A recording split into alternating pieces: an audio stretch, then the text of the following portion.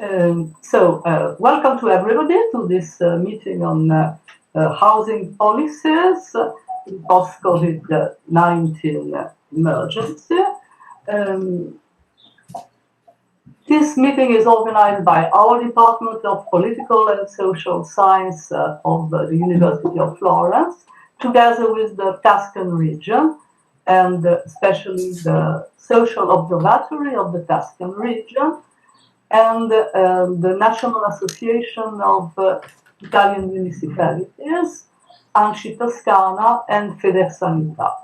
So all these entities converge on this little project, which is integrated in a broader program of cooperation for research between our department and the Tuscan region and the ANCI.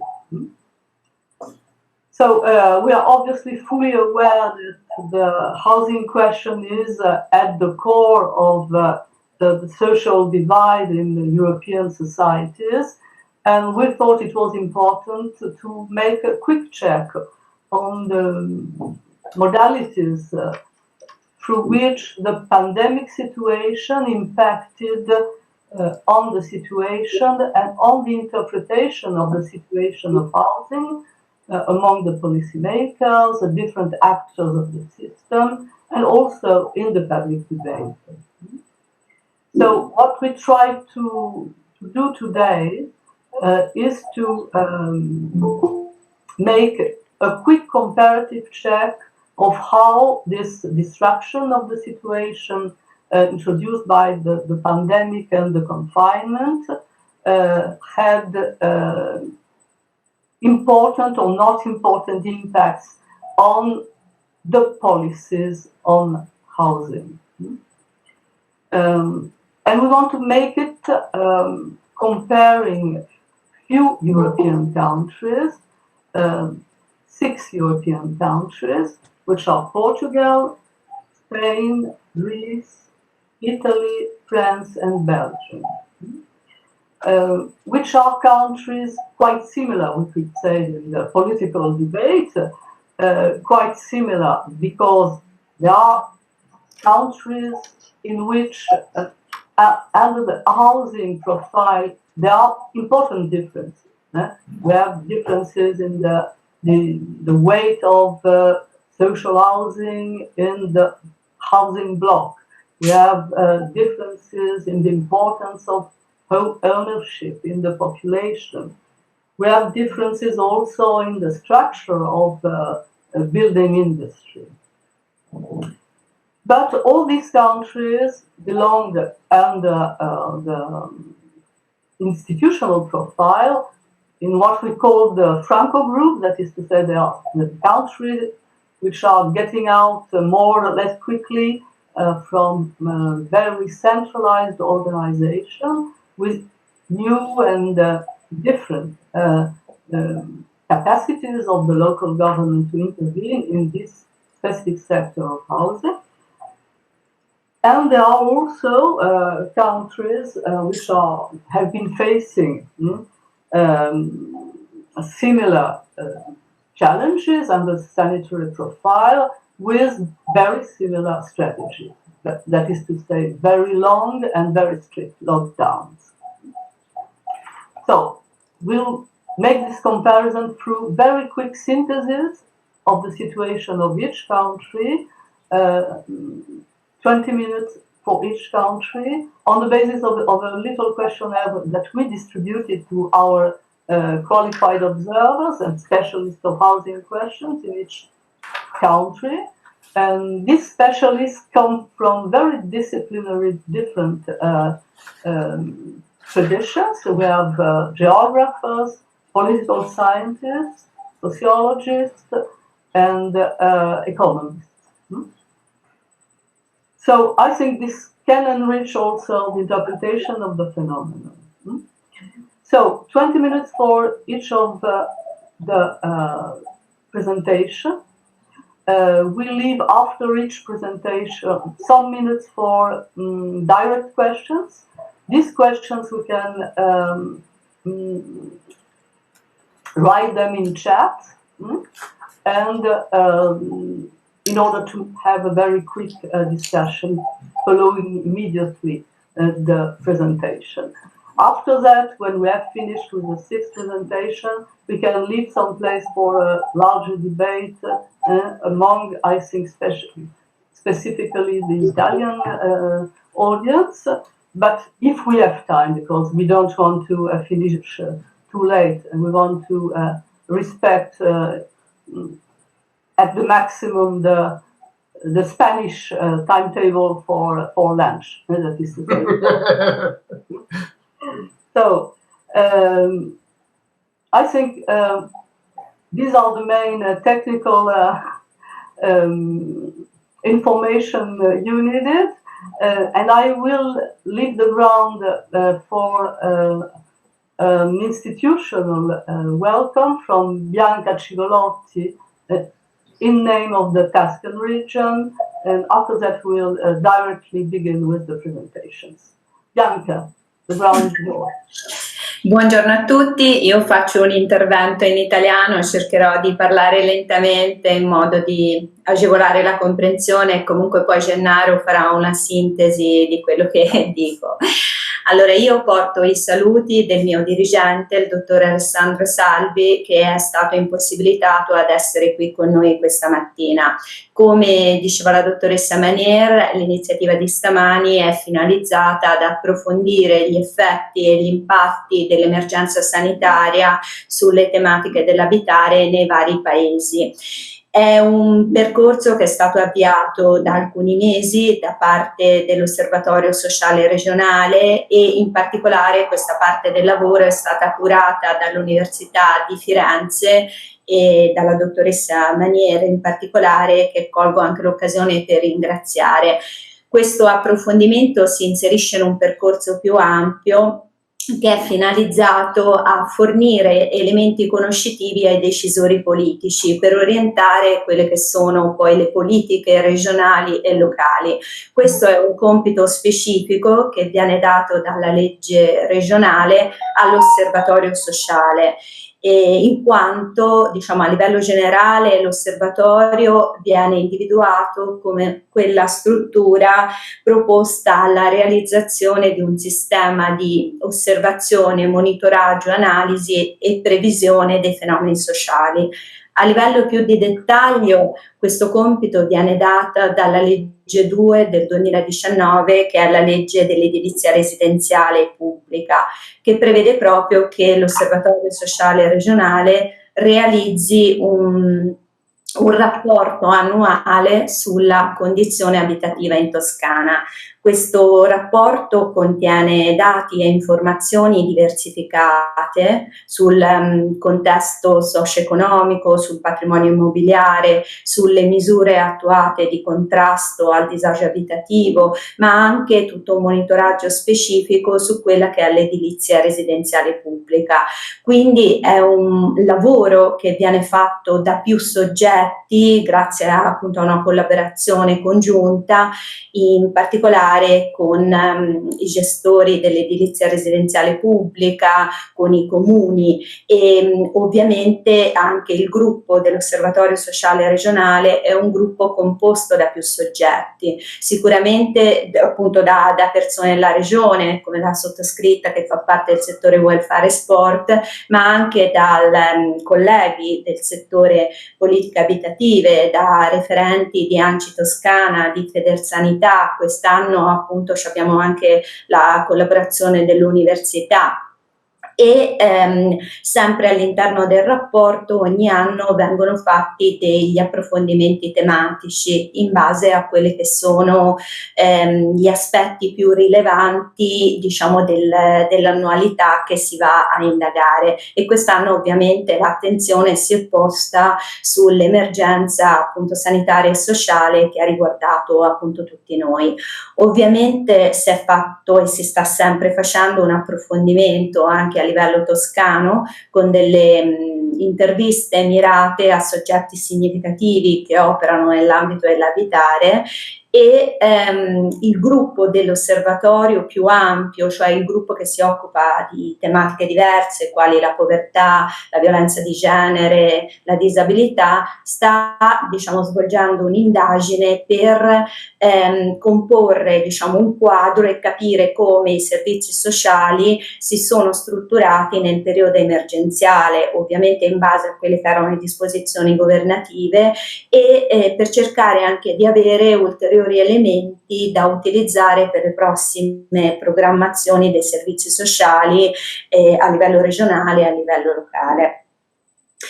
Il gruppo di lavoro ha pensato che l'iniziativa di oggi potesse essere di interesse anche tra tutte le persone che operano sul territorio toscano per l'abitare, e quindi abbiamo allargato l'invito anche a tutti loro. Mi fermo qua, vi ringrazio della partecipazione e del contributo che darete e auguro a tutti buon lavoro. Grazie. Okay, I will try to synthesize shortly what Bianca just said. Okay, good morning, everyone. I'm talking in place of Alessandro Salvi, who is the manager of the housing section of the Osservatorio Sociale Regionale, and I'm bringing his greetings. The goal of this symposium is to comprehend and try to confront the various ways that European countries have faced the emergency in the sector of the policies for housing. This symposium is held in collaboration, in cooperation with the University of Florence, a cooperation that started a few months ago because the Osservatorio Sociale Regionale is conducting every year a research that is synthesized and published in a report that actually is by law. The Osservatorio Sociale Regionale need to build this report because it's meant to guide the political part to program and elaborate laws and on the housing sector. So this monitoring activity this year has a focus on the COVID-19 emergency that impacted on our country. This focus is in cooperation, as I said, with the University of Florence and comprehensing the research groups in people working for the region, for the Tuscany region, people from ANCI, Federsanità Toscana, and from ANCI. We shared the invitation. We invited at this symposium even every people that works on this sector, the operators of the sector, the social housing sector of Tuscany, because we thought that it may be useful to them to better understand the situation. So, without any further words, we thank you for being here, and we wish you good work.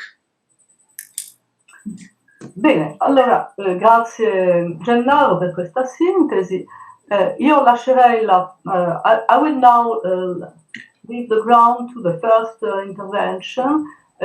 Considering the different difficulties of the gender of the participants, and we will perhaps begin with the French communication, following the Belgian one, the Portuguese one, the Greek one, Spain one, and we close with the Italian situation.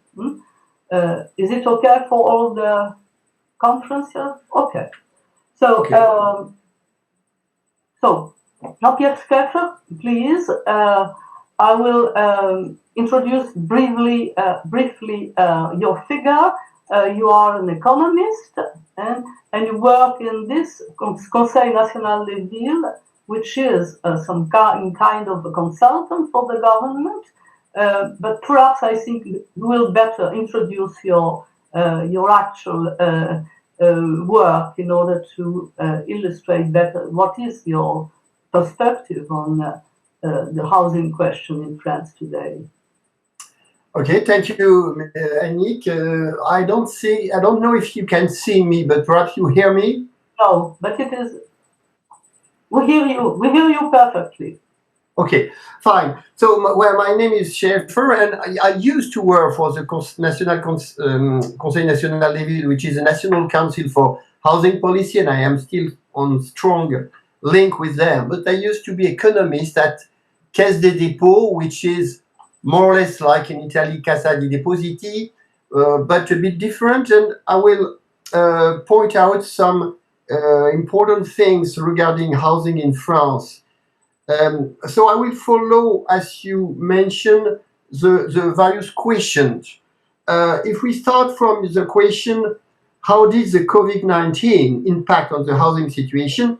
Of course, the first thing we are thinking of is the fact that all building industry was stopped during about 2 months. This is the main feature because it means that all new construction was stopped, and which means that most of all the new supply will have probably at least 2 months of delay. Alors, this is a typical economist point of view, but it has an impact, of course, on the entire market.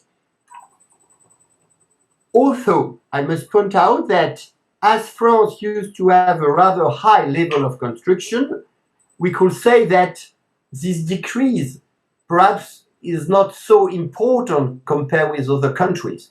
But in each country, we are speaking of our position relatively to what it used to be. So if we don't build 400,000 dwellings this year, it might be probably 10 or 20% less.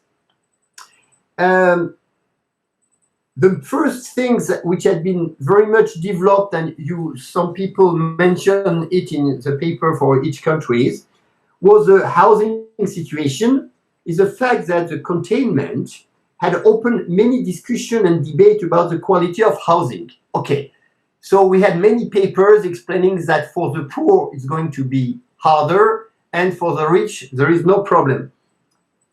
What we know is it's true that for the 2/3 of the population who lives in houses, the situation was probably more comfortable than for the 1/3 who are living in flats.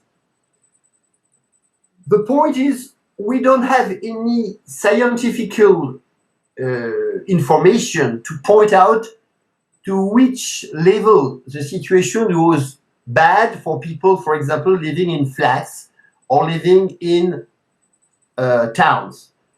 Many people are discussing about the fact that there will be a new trend for buying houses.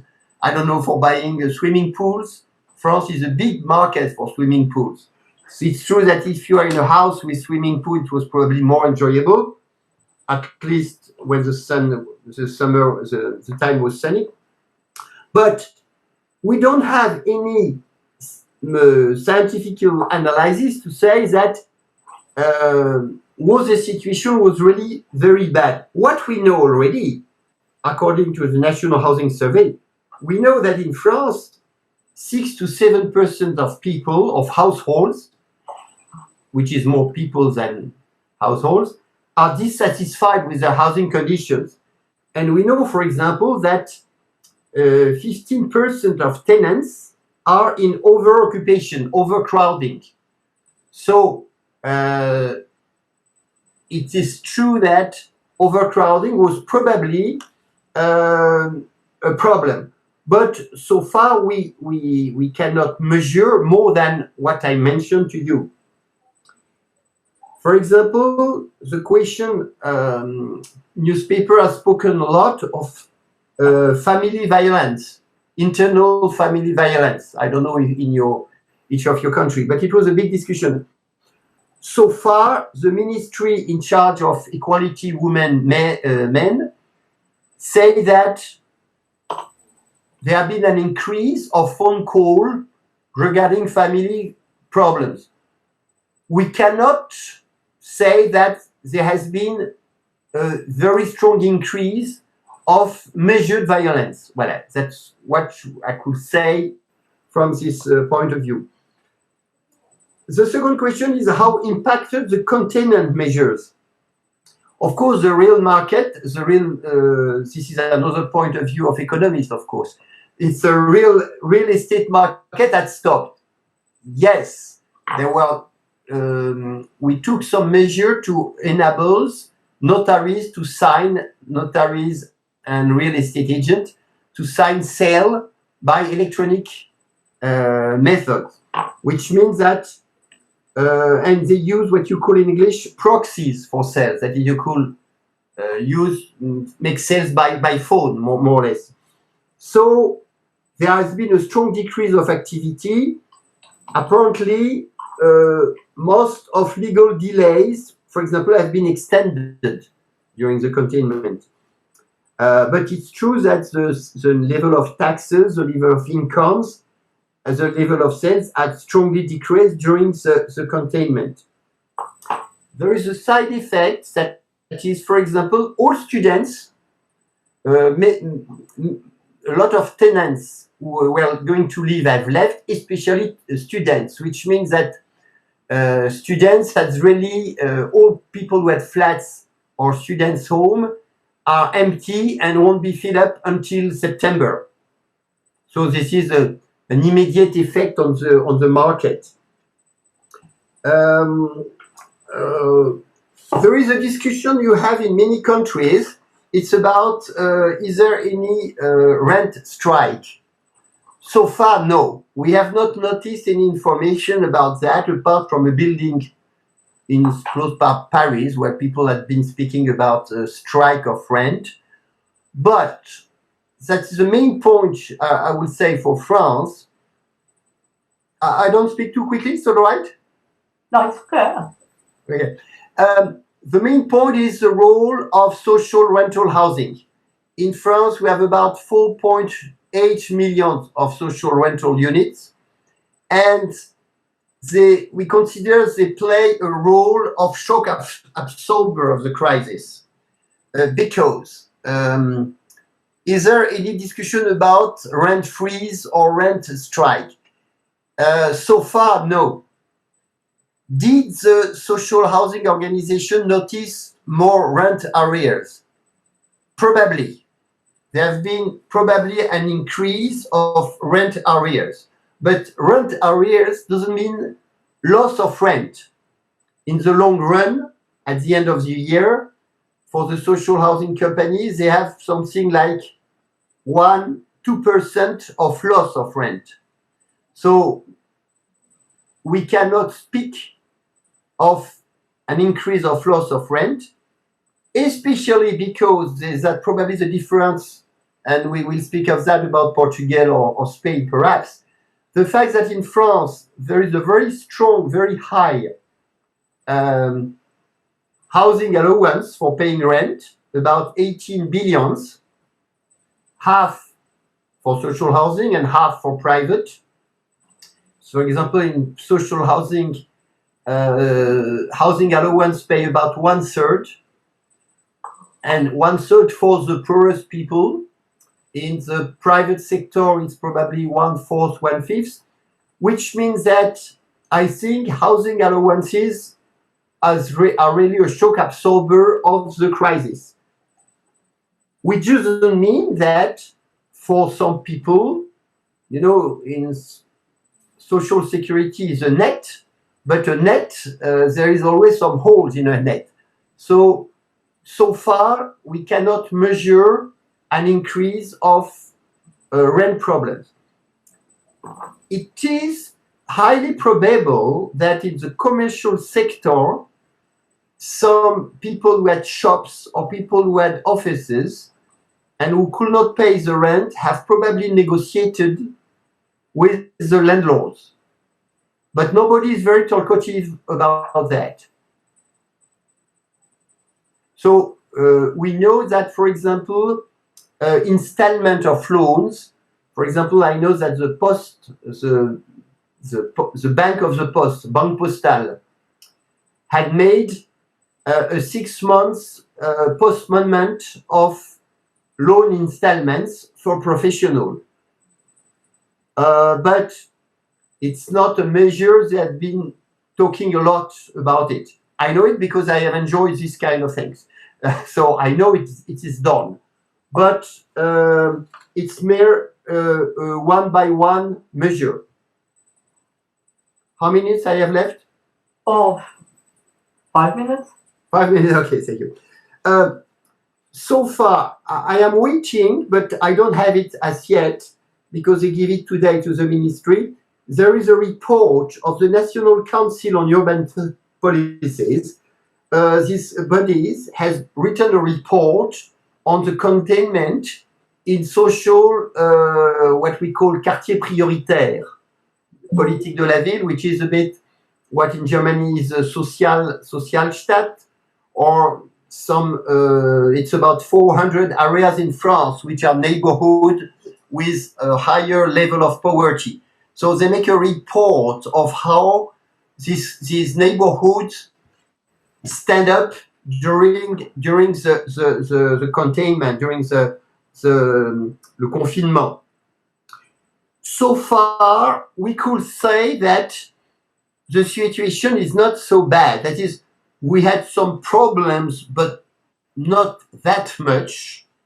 And on the other hand, some aspect of solidarity has been rather much developed.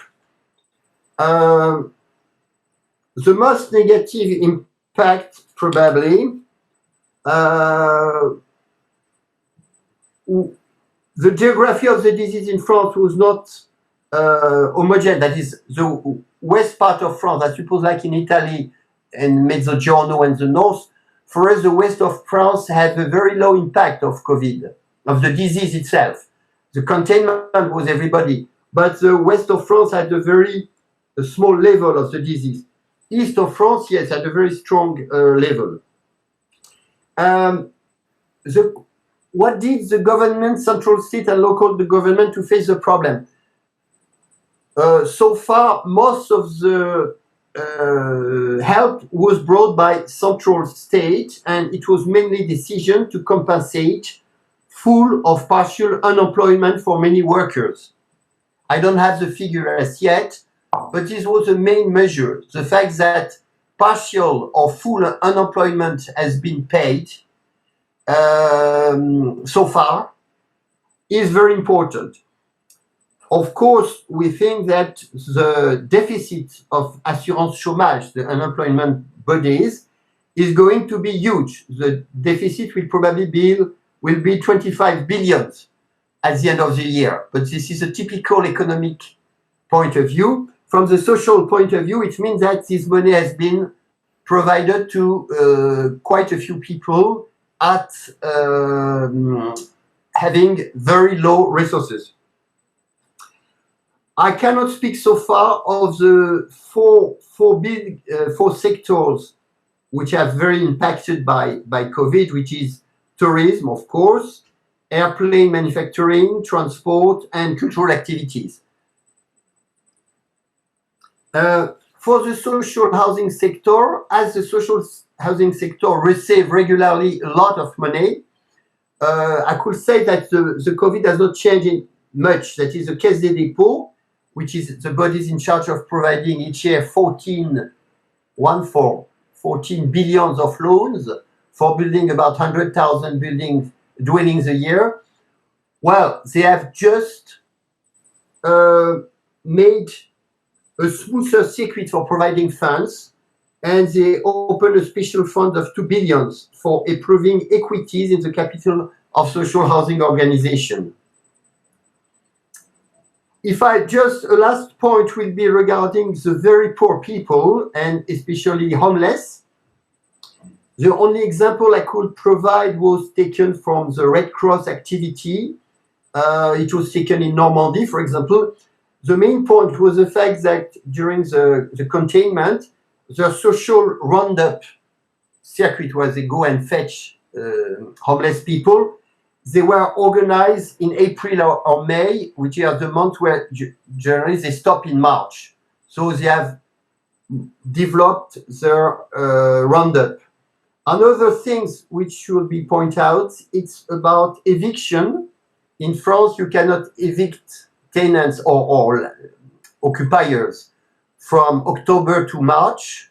So the eviction date was extended until the interdiction of the limit for eviction was extended until beginning of July, which means that from July there could be eviction again until October. That's perhaps the last point, and I could answer to some question, of course, because the matter is very long. I didn't spoke of the long term because the long term there are plenty of paper explaining how the life is going to change, the density of the town. So far, I think that town planning is a very long-term thing. When we build 1% of housing new per year, I strongly doubt there will be real strong change, but the discussion is open about density and urban development. Perhaps I will stop here, and shall we stop to question, or shall we listen to other countries to gather the question, Annick? I think, no, thank you. I think your presentation was really comprehensive of all the problems we wanted to raise.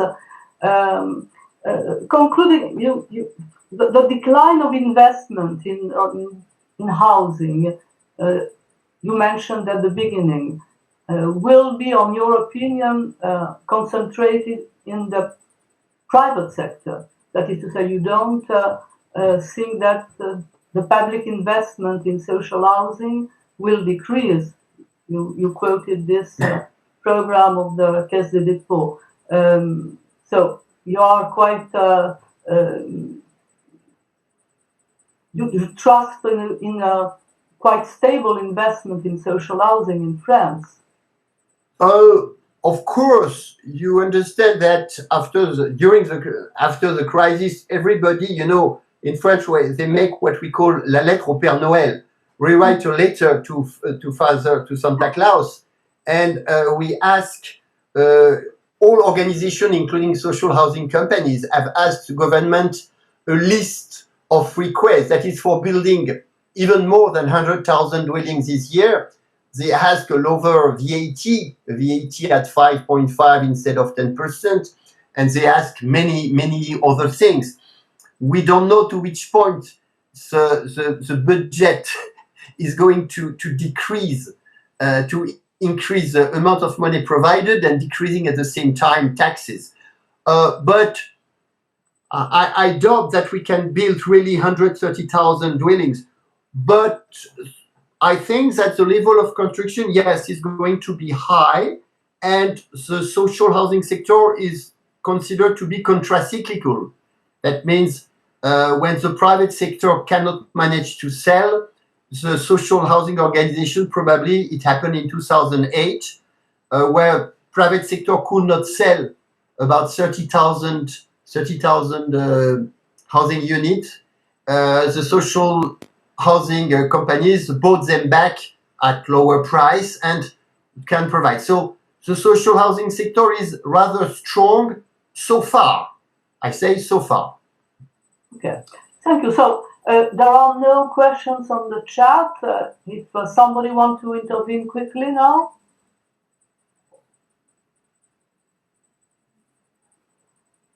Well, so we will continue with the different presentations, and I will now introduce Hedwig Reinhardt.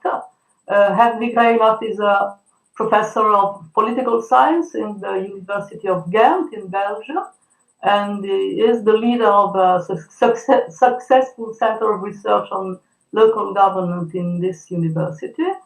So we cooperated for many years on these themes, and I'm very curious to see how he's now studying this new field of housing in Belgium. So Hedwig. Okay, thanks a lot, Annick. As you know, as I said also in my email, I'm not a specialist in housing, but nevertheless, I was some years ago. I was the president of the visitation commission of the 13 biggest cities in Flanders, and one of the topics at that moment was affordable housing. So I was thinking, because I organized since 20 years conferences about local politics, that I had to do something about housing. And last year I organized a conference about affordable housing in Flanders. So that was a very good conference. So that's the reason that I know, let's say, something about housing. If I listen well to my French colleague, I can say that I see and hear some similarities. Also in Flanders, in Belgium, because you have to be aware that our state structure is rather complicated. So it's on the at the regional level that a lot of decisions are made. So there are differences between Wallonia and Flanders, but I can see some similarities. For example, there was also a delay in building. There is a big difference between the impact of the confinement or the COVID-19 crisis, a big difference between poor and rich people. And I think that for the moment it's quite early to say something to say something in a definitive way, because I think also that further scientific research will be necessary to see what will happen in the near future. Because you asked, Annick, about investments in social housing, I can say, for example, that there will be in Wallonia a big investment in social housing. The investment will increase, but that was already decided before the COVID-19 crisis. So that was already before the crisis, that was already in Wallonia a topic. So I can give, so my question is a bit, is this situation a temporary situation? Are there temporary changes or are there final changes? I think it's quite difficult, quite complicated to give a final answer to that question. I can refer to some new papers, and also there you can see a kind of contradictions. For example, one of the Flemish newspapers said that there was a house hunting after the lockdown. And during the weekend, last weekend, there was another article in the newspapers. It was saying that people have now doubts and offer more than the asking price. So on the one hand, prices are augmented, and on the other hand, we have some specialists who are expecting a price drop of 2% in 2020 and the stagnation of the prices in 2021. So that will be interesting to see what will happen with prices. And some of the people are saying, and I think that's true, that the expectation of a price drop, yes or no, will depend on the course of the economic recovery. That's what also Belfius Bank is saying in Belgium, that it depends what will happen with our economy, because it's clear that there is a relation between the COVID crisis and, let's say, a total economic crisis who will be reality in most of our countries. What we can see is that due to the lockdown, that people are looking more than before for houses with a garden. They are also more looking for apartments with a terrace. That has, of course, to do with the confinement and the fact that they had to stay inside their house, the lockdown result, of course. But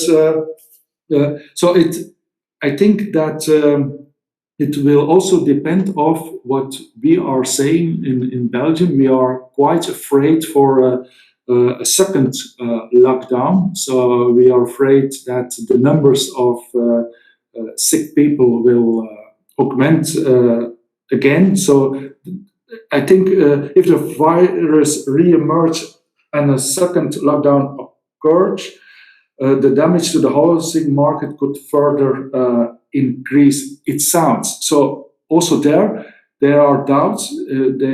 People are thinking: is it temporary or is it definitive? So that's important to mention. It's clear that in our state, in the Belgian state, I already mentioned the differences between Wallonia, Brussels, and also Flanders.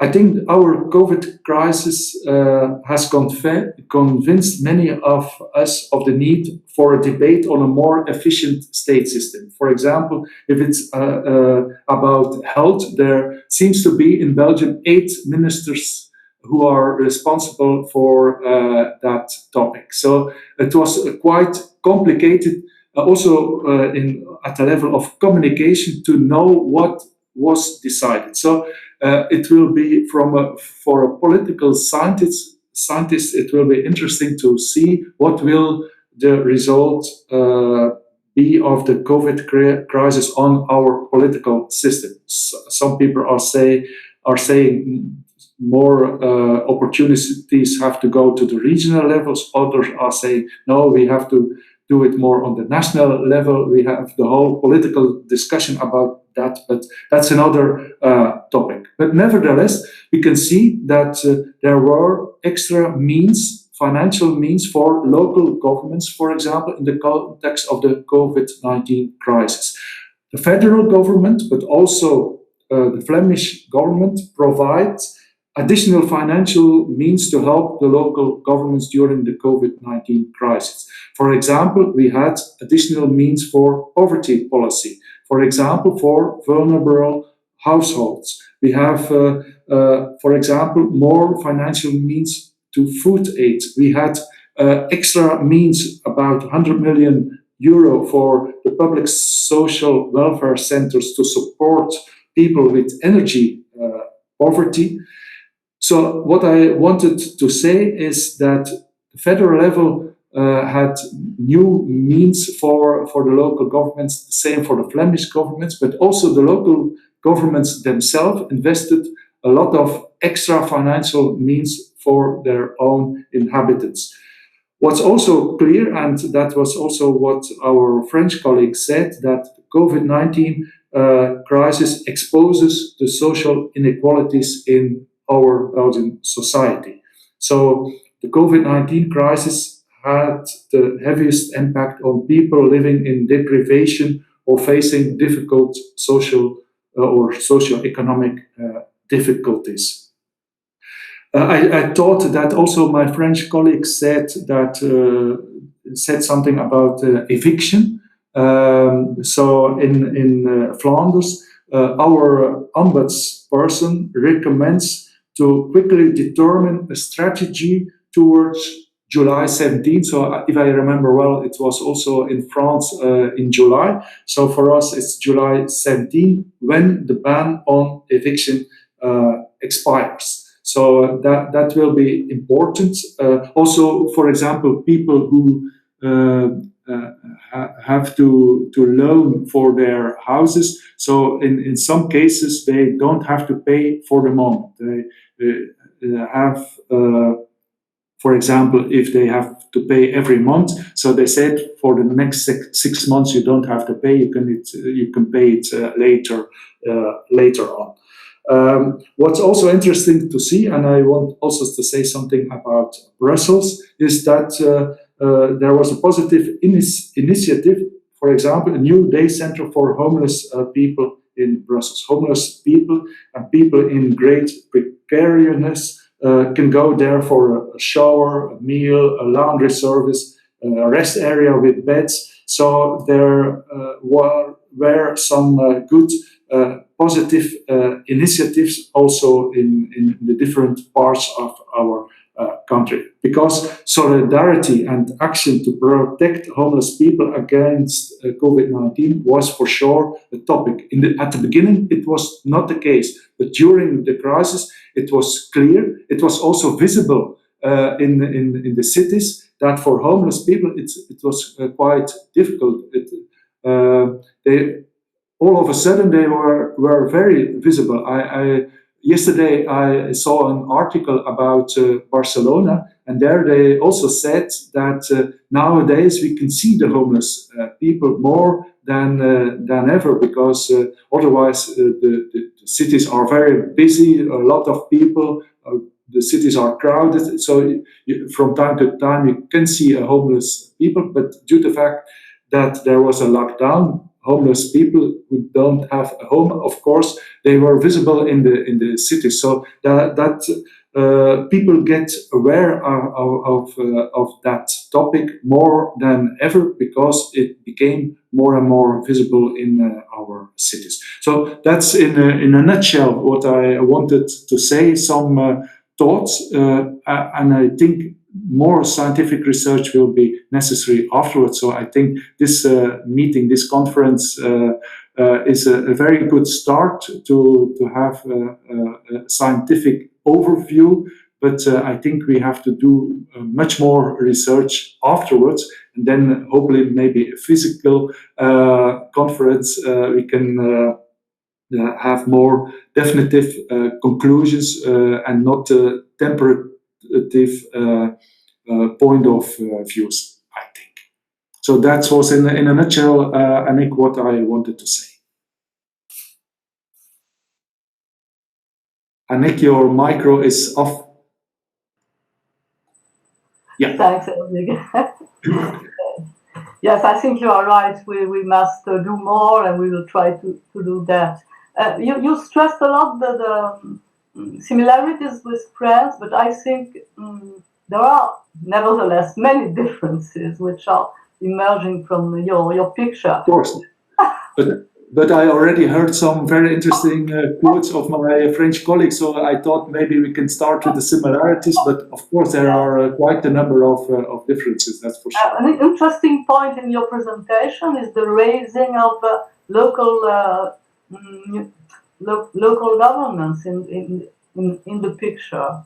Yeah. And I could say that was a big discussion, because at the beginning it was arranged at the federal and the Flemish, so the regional level, and the different mayors, for example, said we are in the front line, we can do much more than we can do for the moment, so give more financial means to us and we will arrange it at the local level. So I think that it was clear in our country that the local level played a very important role, that they used, of course, the money of the federal and regional level, but also that they invested more local financial means. So one of the questions is also what will be the effect of that extra financial means, for example, for housing, but also for other topics on the budget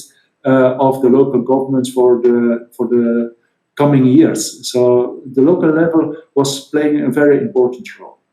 I think that this can be a very important line of differentiation between the countries, because if it is sure that everywhere local governments were directly involved and had to make a lot, not in all the countries they were financially sustained in this way, perhaps.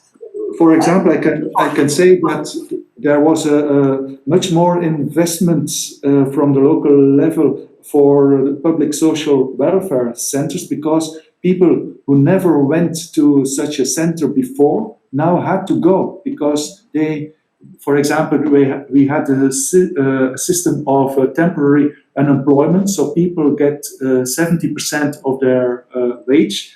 But that means for some people that they, at the end of the month, they don't have enough money to pay all the bills. So they had to go to the public social welfare centers. So at that moment, people were aware that also local government had to do more, because they were seeing what happened at the local level, what happened in their different municipalities. So it depends from municipality to municipality, and you could see, let's say we have nowadays in France 300 municipalities, that there were 300 different stories. For example, the rich communities didn't have any problems, but the more poor municipalities had a lot of work to arrange a lot of things for their inhabitants.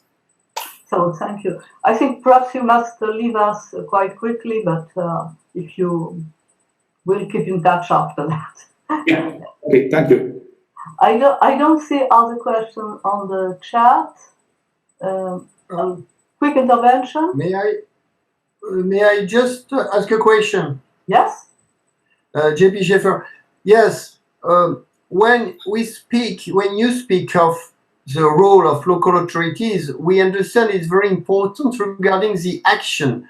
But what I mentioned, for example, for France, it was the powerful means brought by a central mechanism for financing social housing, for example. It's not a central mechanism, it's a national mechanism. That is, we take savings from the entire France for providing it to social housing where we need social housing. And the other aspect, like you mentioned, for example, for people who buy a house and who cannot pay, perhaps have problem for paying the installment of the loans, there is national scheme for insurance in this case. So it might be interesting to stress the fact in our various countries between the local action, which might be more efficient by local authorities, I agree on the social aspect, but the fact that behind you need very powerful, I would say, national, because you spoke of rich or poor municipalities. That is, perhaps it will be interesting to know to which point you need behind a strong national solidarity level, or perhaps European level, which is another question, which will provide and a spilling over of money, perhaps through some local network. But I don't think we should make an opposition between federal countries and centralized country. We should understand if there is global national money and local money. That was just my question, especially as Belgium has the three different. It's a federation of three different territories. Yes, it's an interesting point. Did you have a reaction on that? I thought to understand that you mean that in France it was more the national level who organized it, and your question was how it was in Belgium. In Belgium, it was let's say the different political levels were involved in all the topics and the consequence of the COVID-19 question. Okay. Okay. So that's another intervention on this point. Okay. So we'll. Yes. Yes, I would have a question. I try to type on the chat. Well, in your country, thank you for the contribution. I'm a representative of a tenants union in Florence. I'd like to know if data are present about the impact on rental fee on family income in the average, and the ratio number of family eviction for arrears and for the end of the lease. Thank you. I think the answer is already mentioned in your question. If present, so for the moment we don't have these data, these figures to answer your question about average impact in Belgium, for example, on family income and so on. So we don't have it for the moment. Okay, thank you.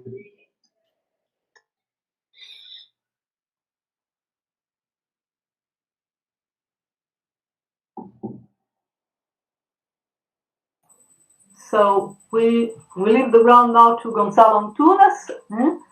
Gonzalo Antunes teaches urban sociology in the University Nova of Lisbona, and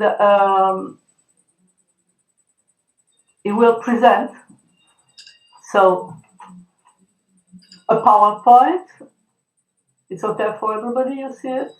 Yes, for me it's perfect. Gonzalo. Okay, hello to everyone. Good morning. It's still morning here in Lisbon. I hope you can listen me. Honestly, I'm usually work with the Zoom platform and not with this Google. But I think everything you can see what I'm sharing, right? Yes, it's okay. Okay. So first, I need to thank you for inviting me to be here.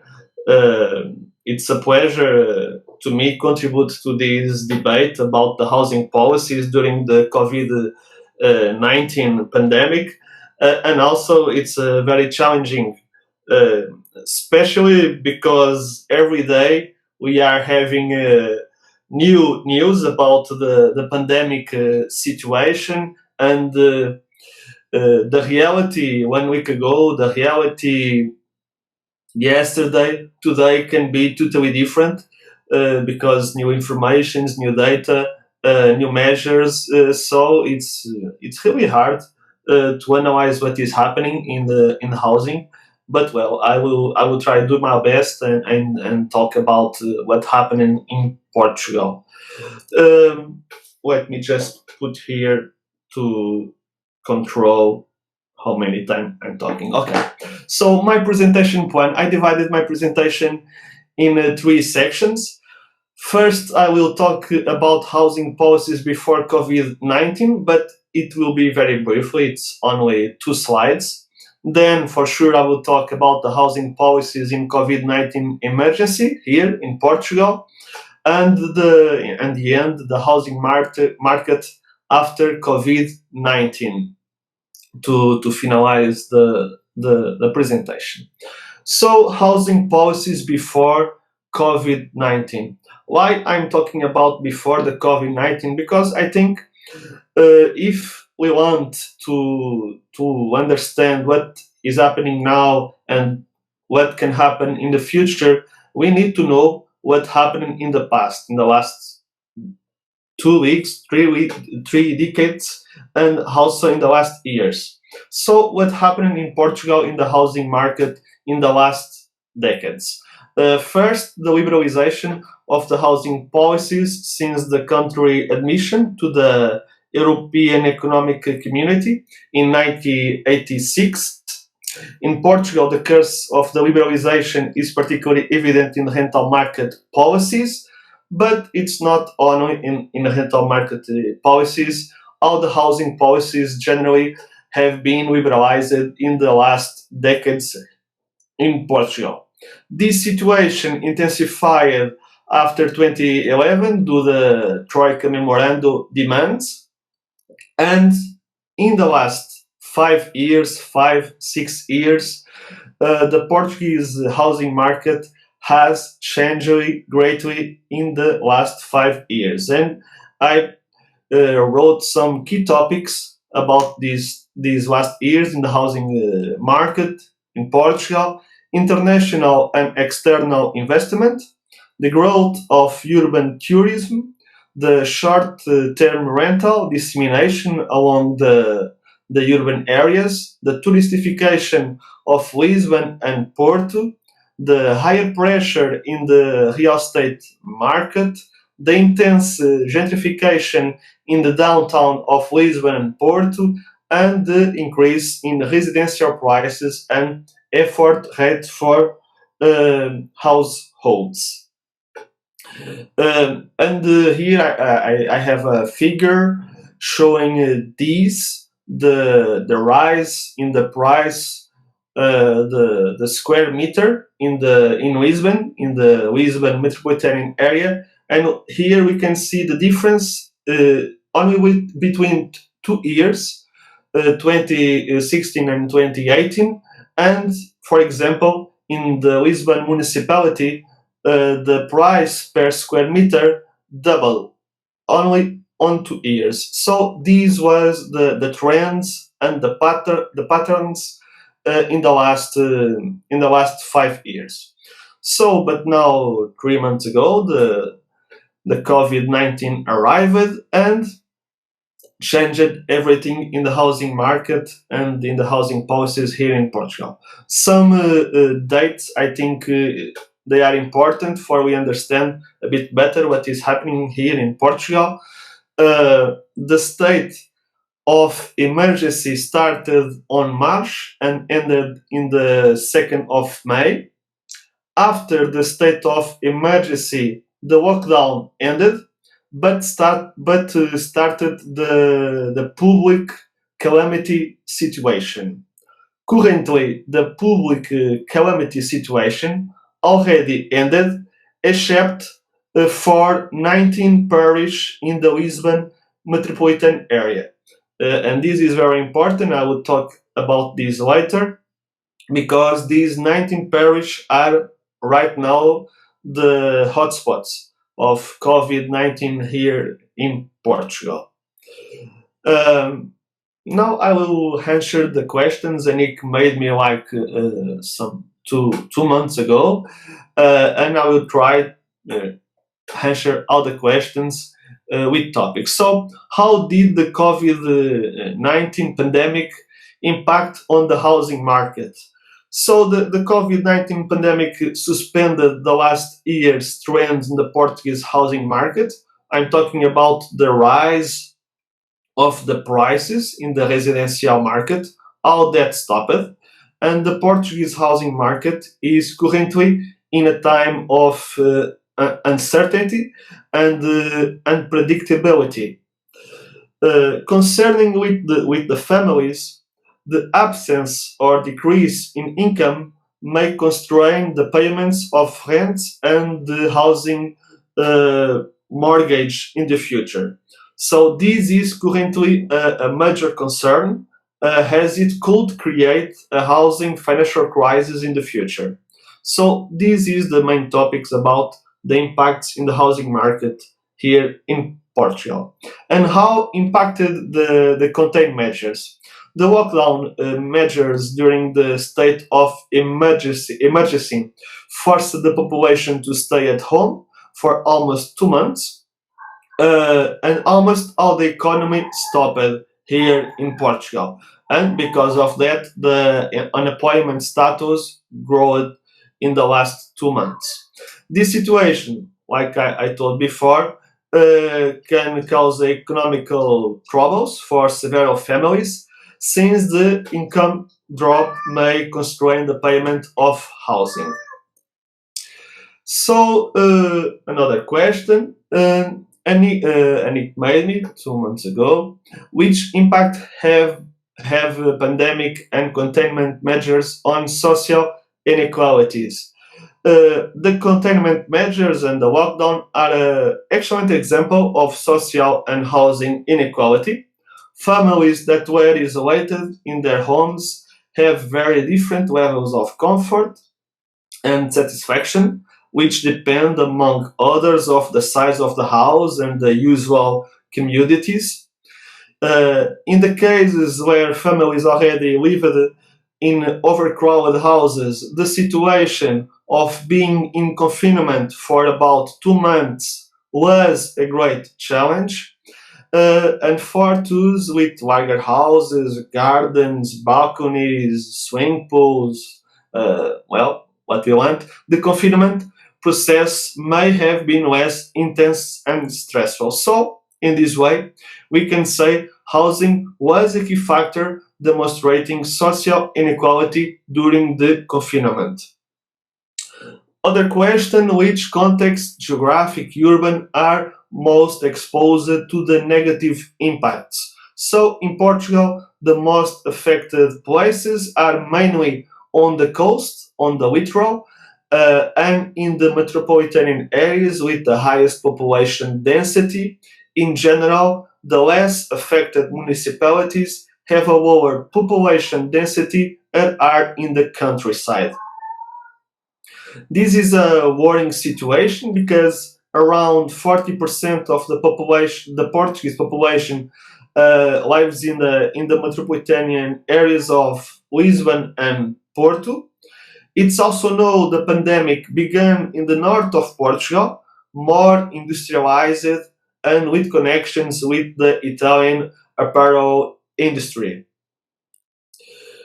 Here we can see two figures. In the left from April during the lockdown, and in the right from yesterday. And we can see what I said before. Basically, the dichotomy between the littoral of Portugal and the countryside, and also we can see a difference in the spatial pattern because the pandemic in Portugal began in the north, near of Porto, and now the pandemic is more intense in the south, in Lisbon, and in the Lisbon metropolitan area. At the end of May, it was announced in the official briefings, press releases, that some more deprived communities in Lisbon metropolitan area were facing high contagious values, and this situation created hotspots of contagion. One example, already 1 month ago, was this neighborhood, Jamaica, called Jamaica neighborhood, and well, some of these neighborhoods are really deprived and with minority ethics living here, and they created some hotspots of contagion.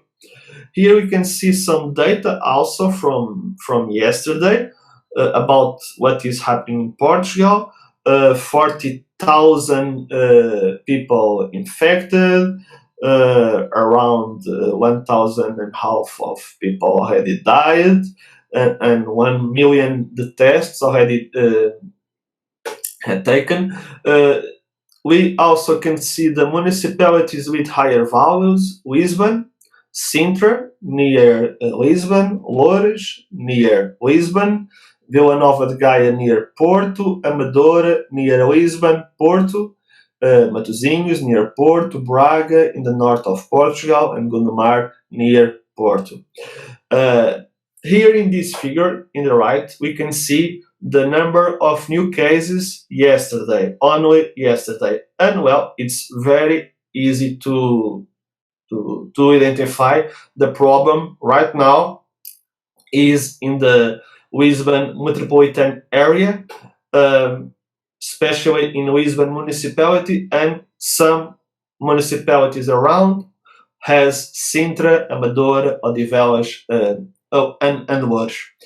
As I said before, the public calamity situation already ended, except in 19 parishes in the Lisbon metropolitan area. So right now, these 19 parishes, they still in the public calamity situation.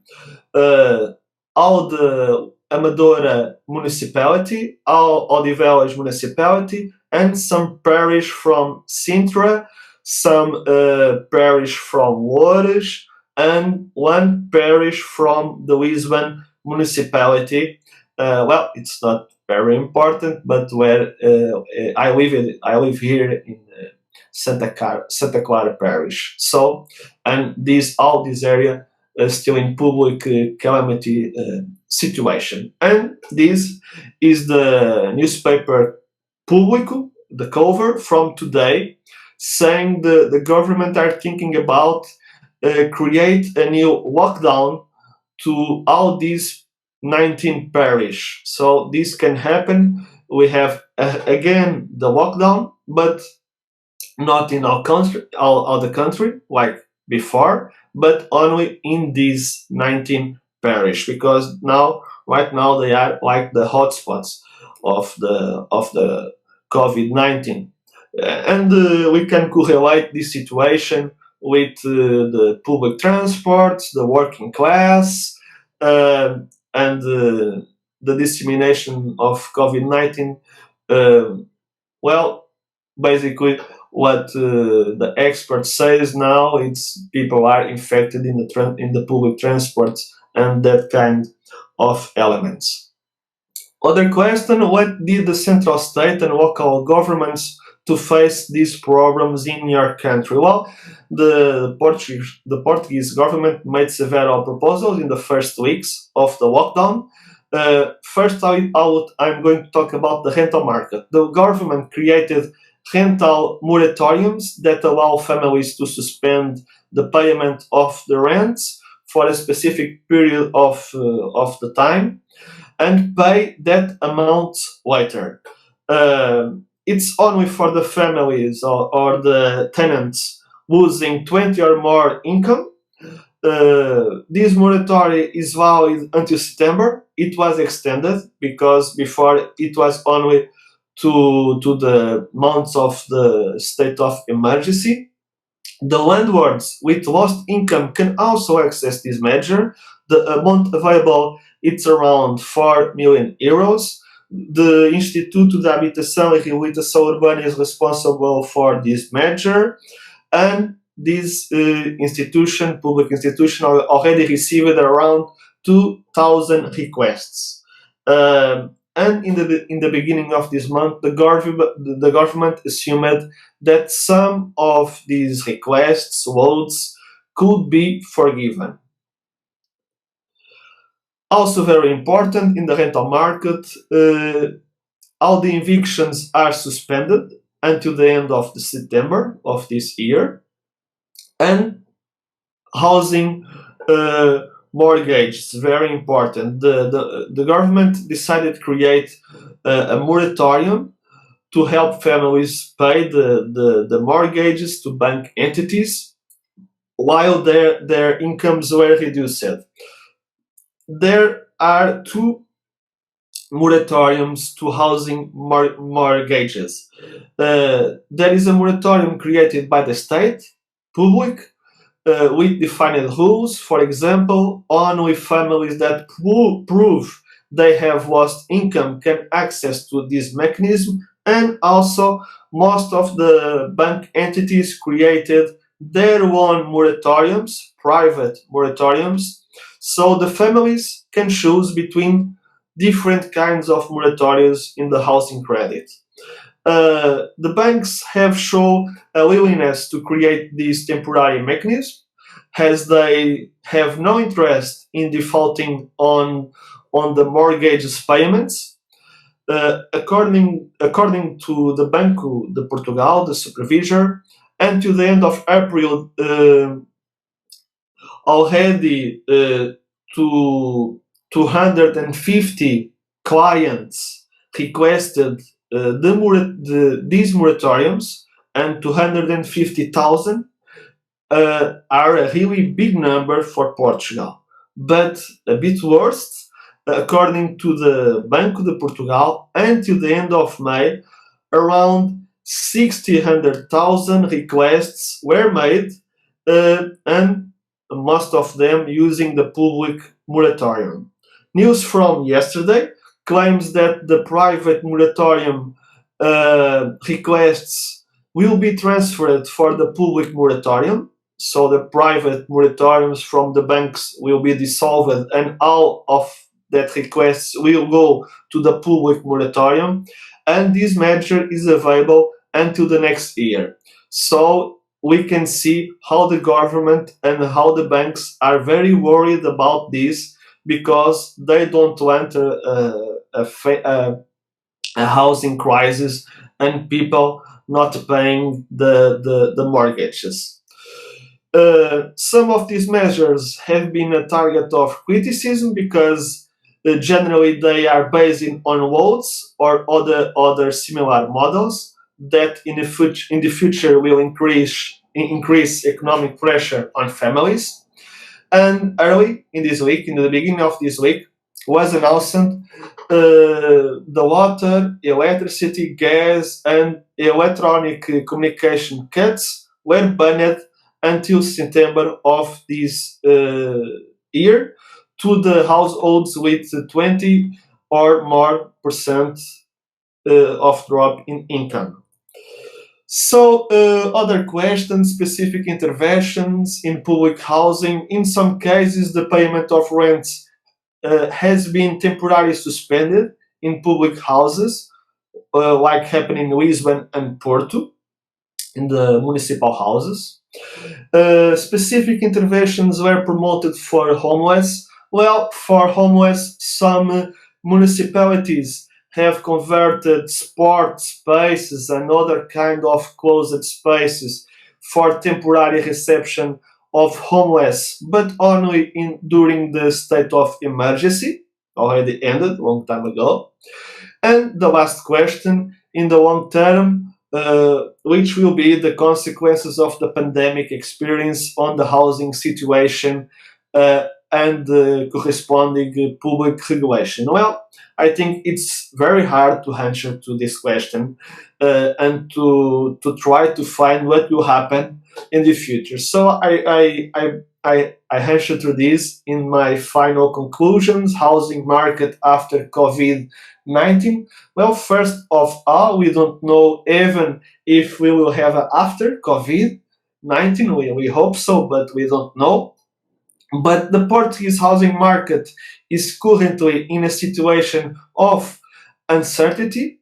And after several years of vertiginous growth in the value of the square meter, the COVID-19 pandemic suspended this trend. In the future, it is expected that many families will have difficulties in paying their houses due to the reduced income and the rising of unemployment. In the last years, the Portuguese economical growth was based on tourism. Cities as Porto and Lisbon focus their economy, attracting more tourists and more external investment. And it's uncertain if this option can be available in short-term future. So urban, social, and economic transformations can be expected. And, well, in the future, this could be a moment to create cities more diverse and with more special justice. And, well, this is my summarize about what happened here in Portugal. Okay. Thank you, Gonzalez. So let's take first of all this very optimistic conclusion towards more equal and just cities. You depicted a very different situation, a continuing sanitary crisis, a very strong stress on the family income and few attention for people without home. I think it is interesting to come back perhaps after the discussion in the Portuguese case and its apparent exceptionality compared to the other two we presented before. But I think that with the other presentations, we will come back to more similar situations to yours, perhaps. Thank you. Yeah. Is there some question? That's very clear and interesting, but no question. Are there interventions? Yeah, I have one. Yes, Professor. Gonzalo, you know, the Portuguese situation seems similar to the Tuscany situation. In what sense? Because, you know, you said that Lisbon and Porto were experiencing.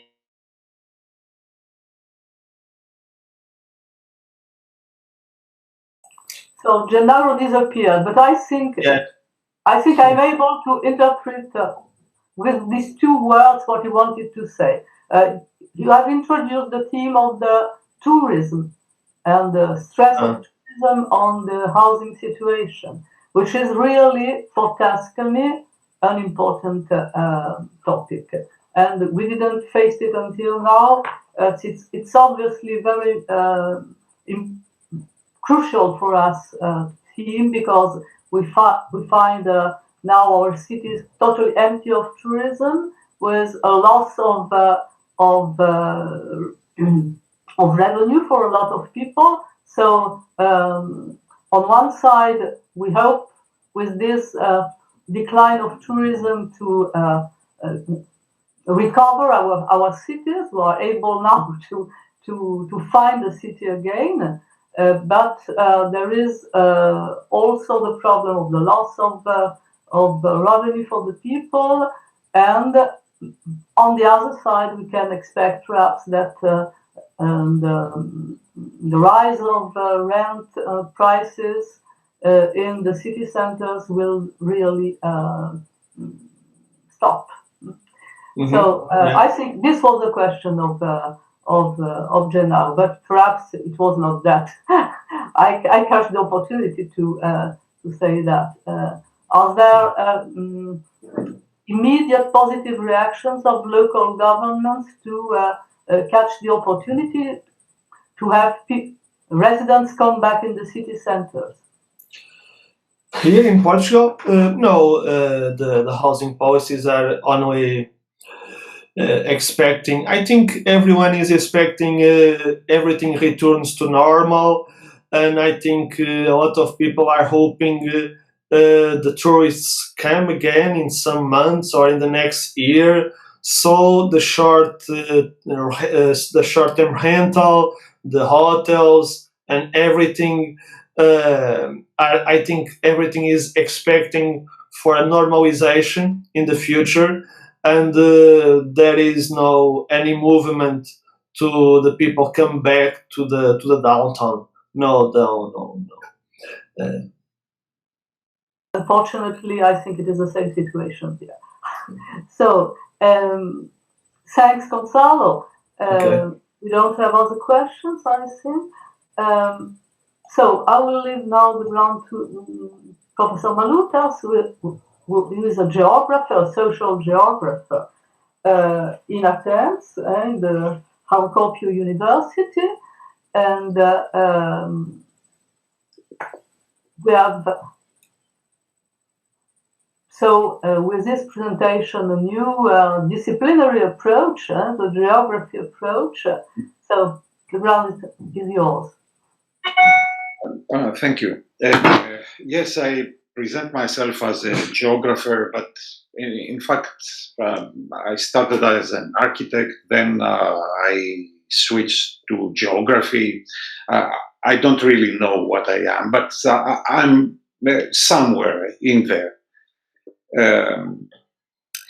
So it's good that I'm talking after the Gonzalo's presentation for Portugal, because there are many similarities between Greece and Portugal, and I'll refer to some of them while I talk. Maybe one difference that we'll have in the end is that I'm not so optimistic. So in the first question, how did COVID impact on housing situation? I would say that if one looked at the press and the TV channels and all that, you would have the feeling that it was the inconvenience of being confined to your house. Your house as a middle class, average income household owning your apartment or separate house, and not having to pay mortgage payments, being free of.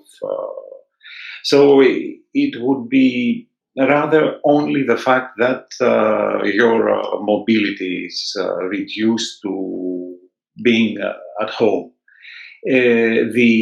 Those who suffered more from the COVID tenants, those who had to manually work and could not work from a distance, or people who are living in other types of settlements like refugee camps and all that, these did not really appear very much. And it's because they are the groups with the less political voice.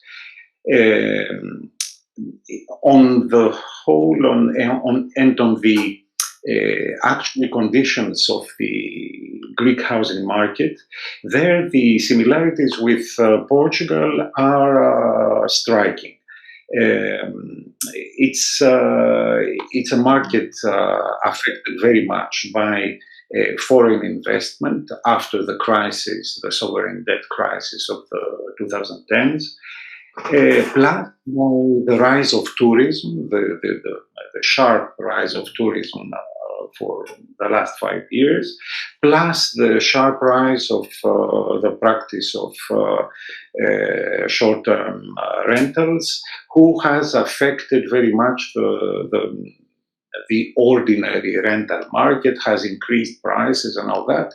And the similarities with Lisbon are striking because, again, for Athens, the sharp increase in rents occurred mainly in the city center and near places of tourist interest and all that.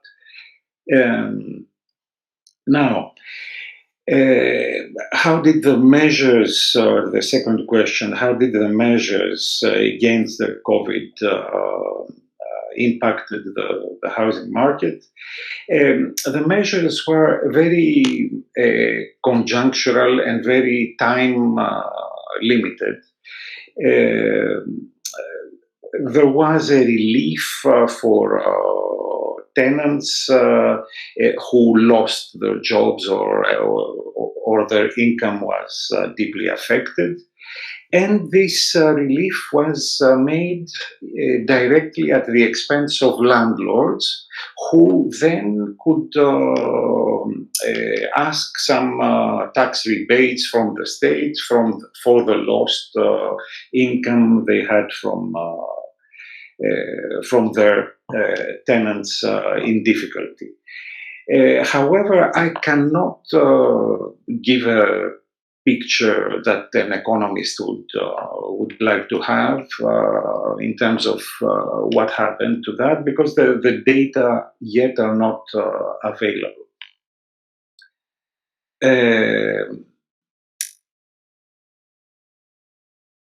In terms of evictions, there doesn't seem to be an increasing number of evictions. There is a kind of moratorium, but not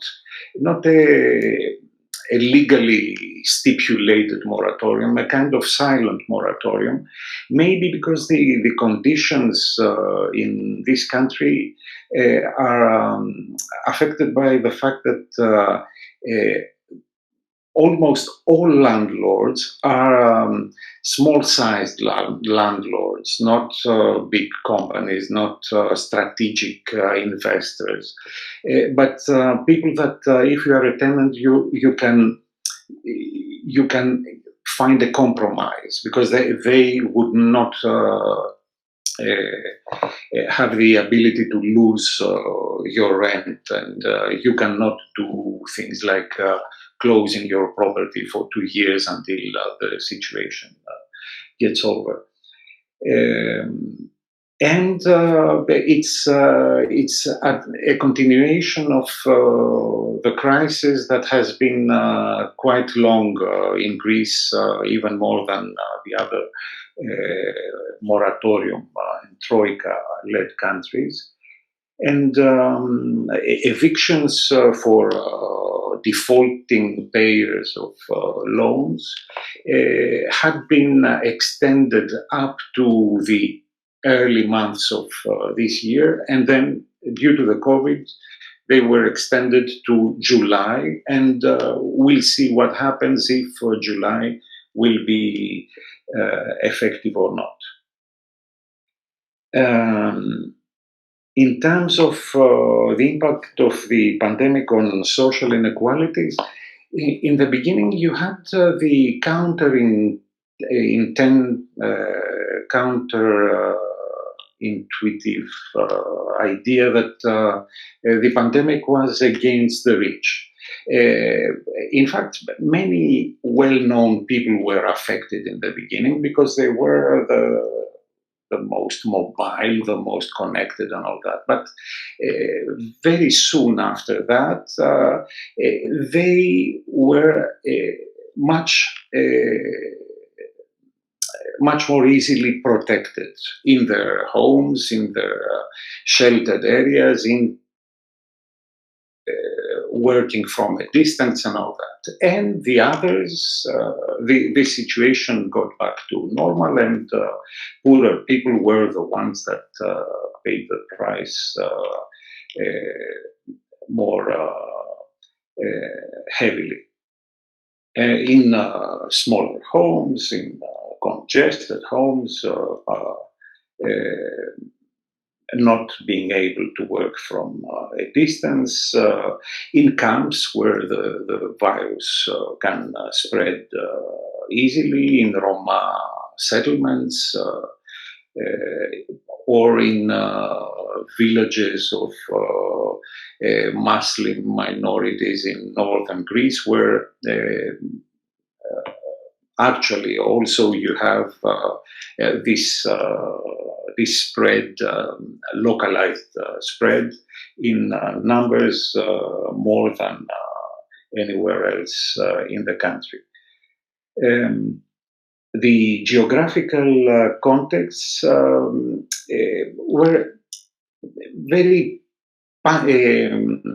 localized and connected to groups that had visited some place which was infected, and this probably is due to the fact that the Greek government, although it doesn't do many things in the right direction, but in this case it has been quick to take measures. It was in the 12th of March, I think. It was quite early.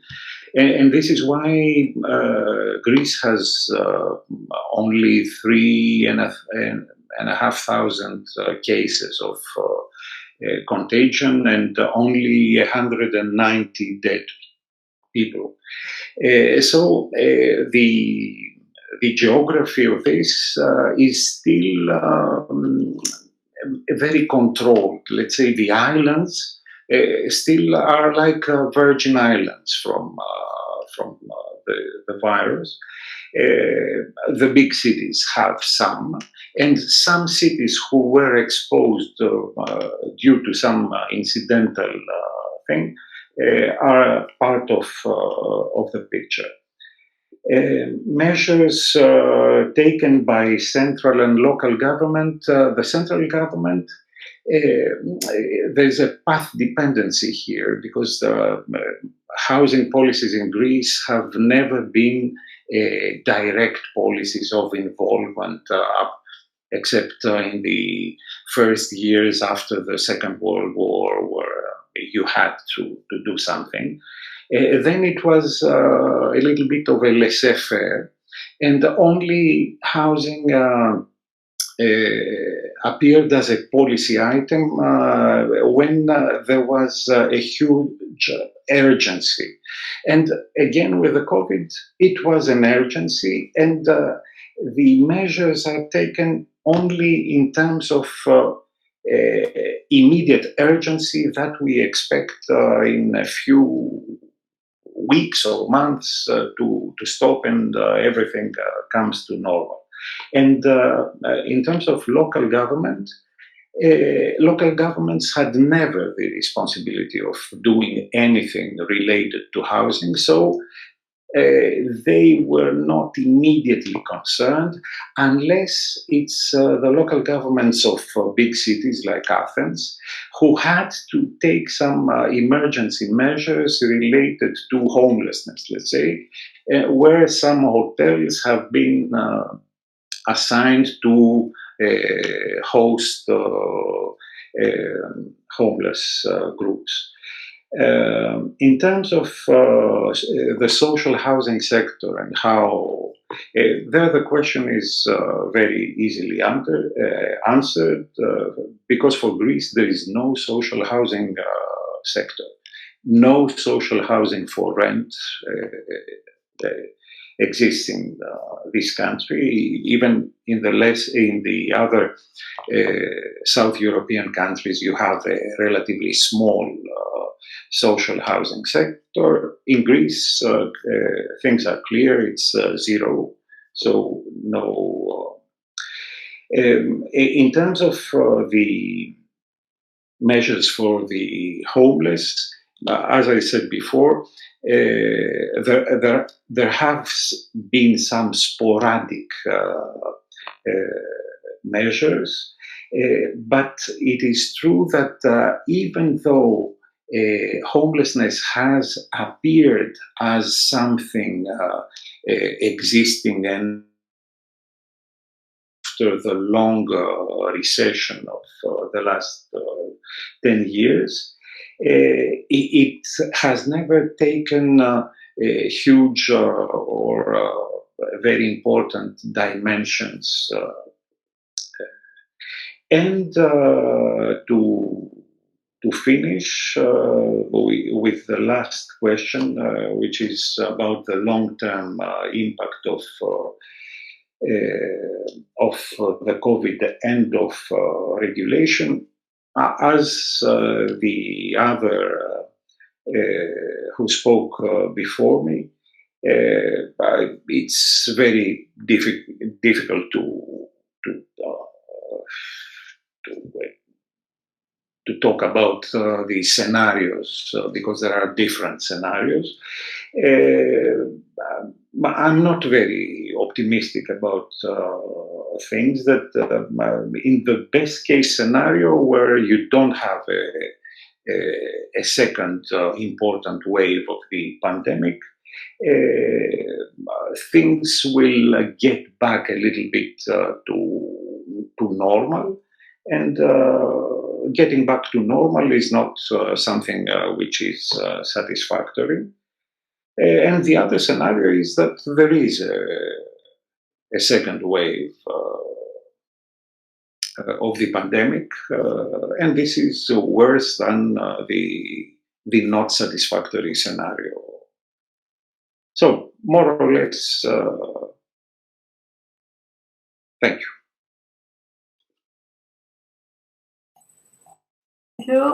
Thank you. I think that we can accept your more pessimistic perspectives for other countries. But let's see the questions, some intervention. The case of Greece is really specific for the low impact until now, and hopefully continuously low impact of the sanitary emergency. But the impact of the reduction of tourism is important, nevertheless. Yes, and this is economic figures.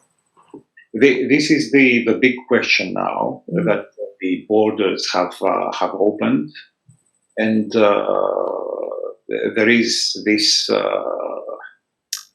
pros and cons of opening or not opening widely the borders. The borders have just opened. We'll see what happens. Yeah. So I think that the scenery is similar to other southern countries, very dependent of tourism, especially in certain areas. Whole places who decided to be dependent from tourism, that is to say, to eject and renounce to other activities, because tourism was more easy to attract than other activities. So let's see now the Spanish case with Aitor,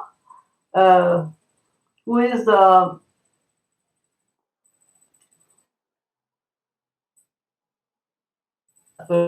as far as I understand, is working at the University of Porto. You don't hear me yet? Yeah. Sorry. You hear me now? Okay, yeah. You came back. So I thought, so I was trying to understand, you are Spanish sociologist or a Portuguese sociologist? It's very curious. You are some kind of European sociologist, I understand, Southern European sociologist. Well, in fact, I'm an architect, so. Ah, another architect. Spanish architect living in Portugal. Okay. So, what is your picture of the Spanish situation? Okay, so I'm going also to use a presentation, such as Gonzalo did. Let me see if I can. I'm not really sure how to share the PowerPoint presentation.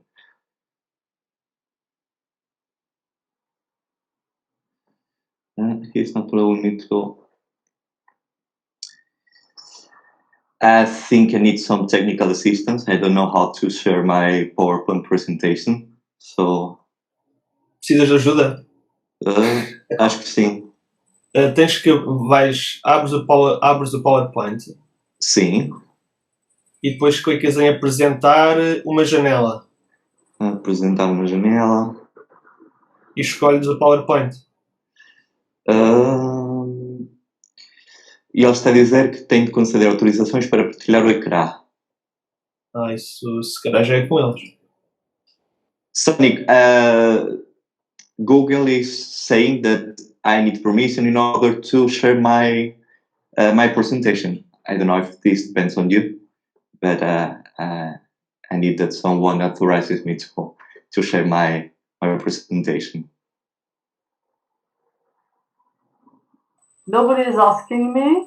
Can you send your presentation to Gennaro and okay. And he will present it for us to do the best solution. Okay. If Gennaro reappears,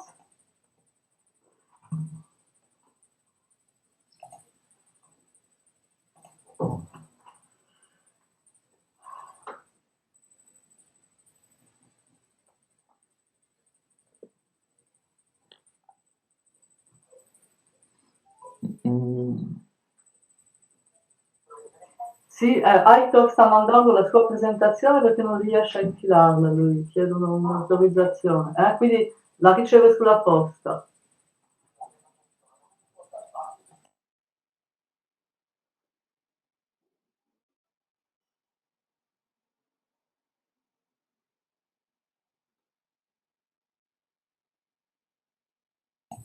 Okay.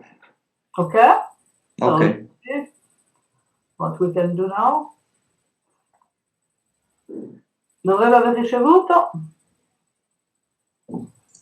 Vado subito a controllare. Potete vederla?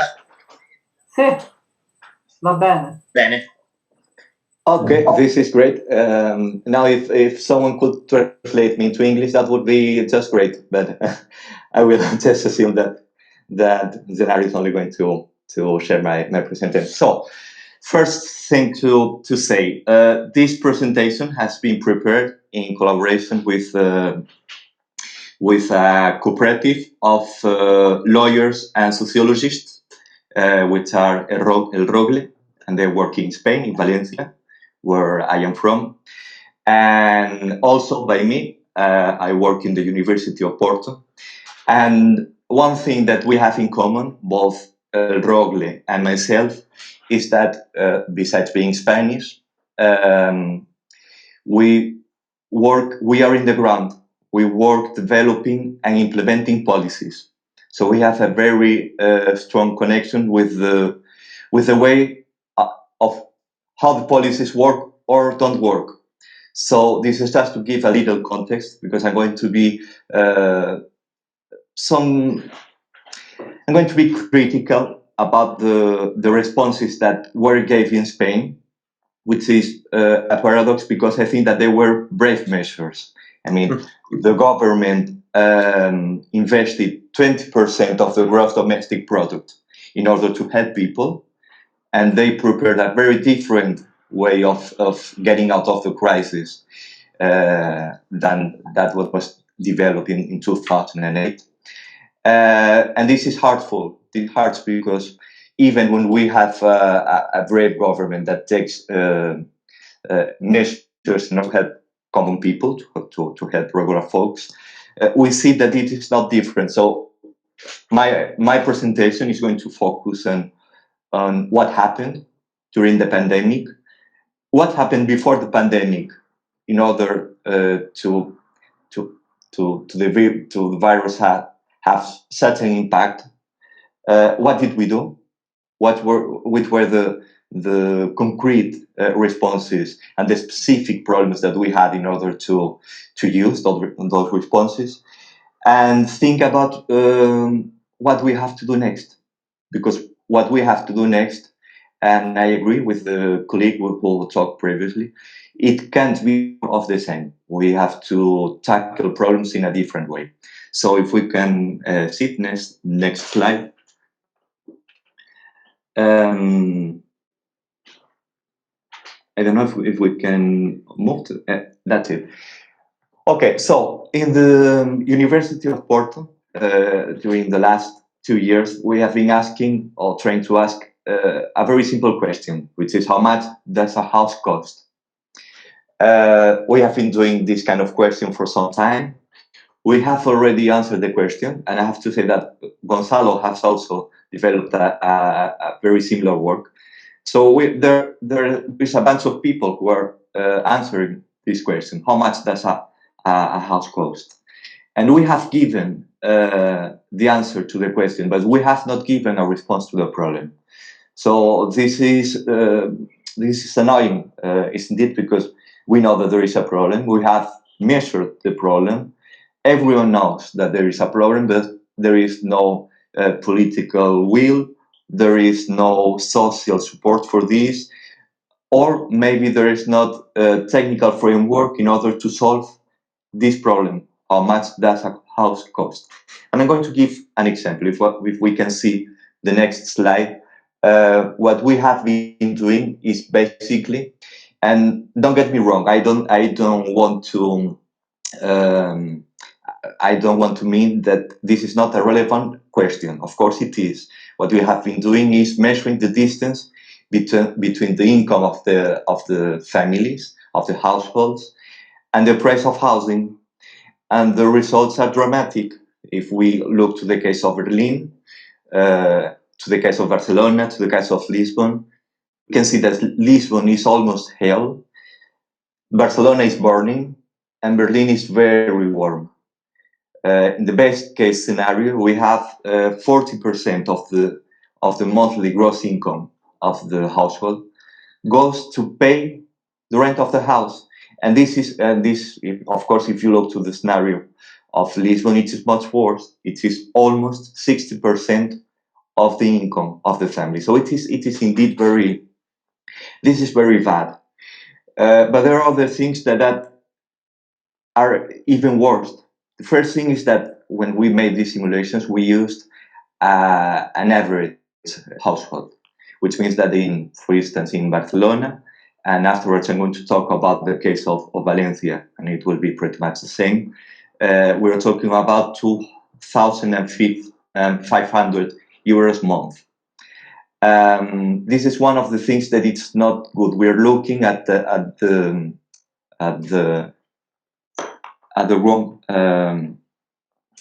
wrong households. The other problem, and let's see the other slide. I think that we can depict a lot of things in drawing, and we are not focusing. Now we are focusing on the case of Barcelona. These two maps, the one on the left was made by me, the other one was made by the local government of Barcelona. They show different ingredients for the same recipe. On the left, we have the spatial distribution of income. And again, we have in red the places where the income is lower. And it is no surprise that where the income is lower, also the houses of prices of houses are lower. On the right, we have a map which shows the infections of COVID-19.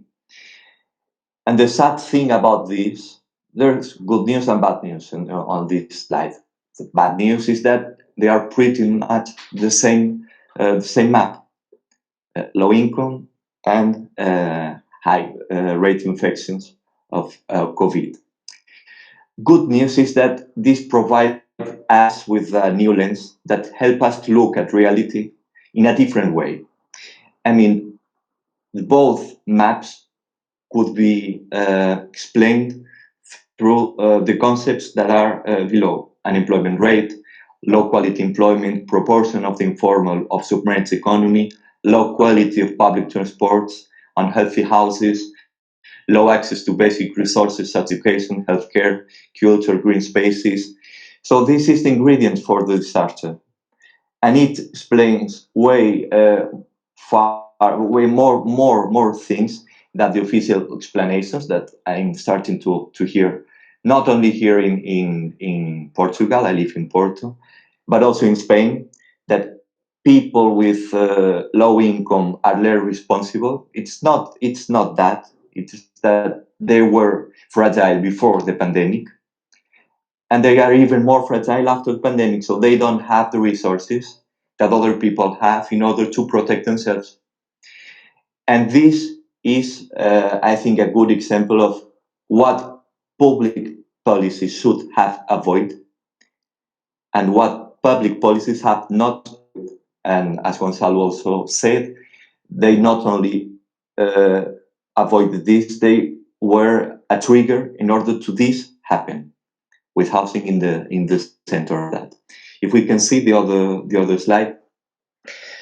The claim for the pandemic has been, how do you do a quarantine without house? Which is good because it puts housing in the center of the debate, but it is not. It's not the best question to do. I think it is less interesting that say, how much does it cost to live, or how much does it cost to live under certain conditions, or going further, how much does it take to live? Because for some folks it is very hard to make a living. There's a concept that I would like to highlight from now, and it is something that in public health is now evidence, which is that social inequalities create inequities in health. And these social inequalities have a material basis. It has to do with everything that I named in the previous slide. If you have a worse house, if you have a worse job, if you don't have access to culture, to healthcare, and you name it, indeed, your welfare is not going to be it's not going to be a fair one. So we need to change the questions. It is very important to change the questions, and in the end of the presentation, I will try to explain what. If we want, we can see the next slide. Now we're moving to Valencia. This information was provided with by the El Rogle cooperative. During 2 months, they were working with the city council, and they gave technical assistance to near 3,000 households, which is a lot of people. And what they realized is that they were not given technical assistance to that average household, which is how that we in Portugal used to do those fancy maps that represent the distance between income and the price of housing. They were not talking with people who had 2,600 euros of monthly income. They were dealing with people who had less than 1,000 euros monthly. Of course, the rent that they paid were not those 1,200 euros. It was 600 euros monthly. And of course, if you pay 600 euros monthly, the kind of house that you get is not exactly an appropriate house. We are talking about overcrowded houses. We're talking about houses who don't have the appropriate conditions of ventilation, illumination, and so on. And worst thing about this, and we can now go to the other slide, is that what they discovered were that the people who were looking for technical, I think that we can see that in the next slide, they were in a hard situation before the crisis. I don't know if it is just me, but I'm still seeing this slide. Exactly, that's it. What they verified that was that 82% of the people they assisted, they showed vulnerability. And to be short, 46% of them, they didn't have any income at all. So many of the households were impoverished before the crisis. The other thing is that there were structural reasons for that. We find people who were of foreign nationality. We find a great amount of women amongst this part of the population. And there's a very, very big problem that was that people who were in the hour of need, they didn't have a way of proof that they were in a severe situation. Because in Spain, as well, and in Portugal it was pretty much the same, in order to have the public helps, or the public benefits, you had to prove that you had a severe loss of income. But how do you do that when you work in informal economy? How do you do that when you were already unemployed? So the problem is that the policies didn't get to the right people. They get to some people, but they didn't get to the people who were already suffering before the pandemic, and the people whose conditions were worsening during the pandemic. So next slide, please. No slide at all.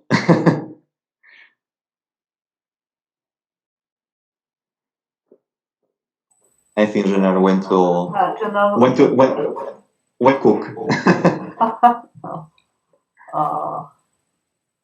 Now disappeared again. Sorry. In the middle of your demonstration. Which was interesting.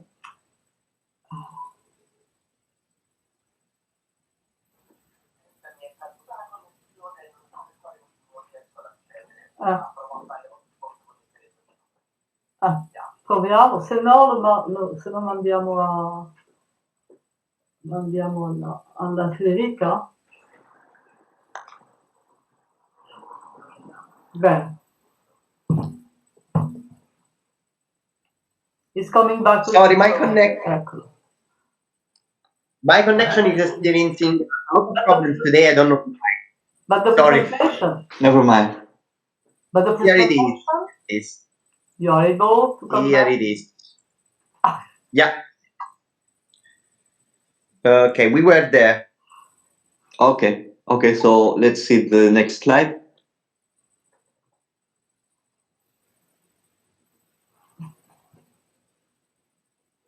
What did we do in Spain? And I already said that I think there were brave measures and very expensive measures. 20% of the gross domestic product was used for this.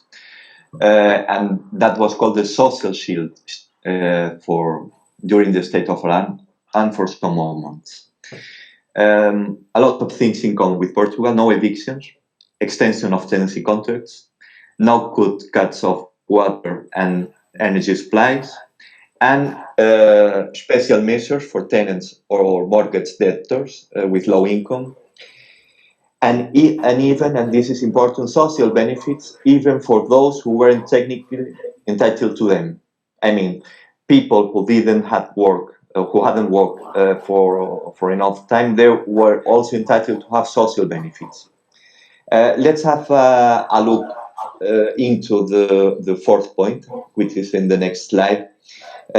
This was something important because the government decided that they had to make a distinction between two types of landlords. Landlords who had more than 10 houses on the market, which is on the right part of the slide, they were bound to accept a 50% reduction of the rent for 4 months, or restructuration of the debt in 3 or 4 years. And they were bound to do that.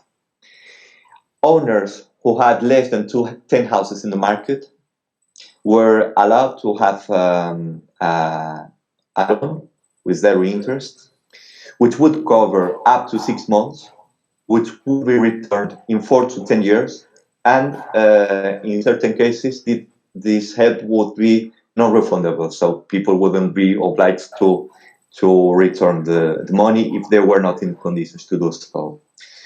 So I think they were brave measures, but they were reactive measures.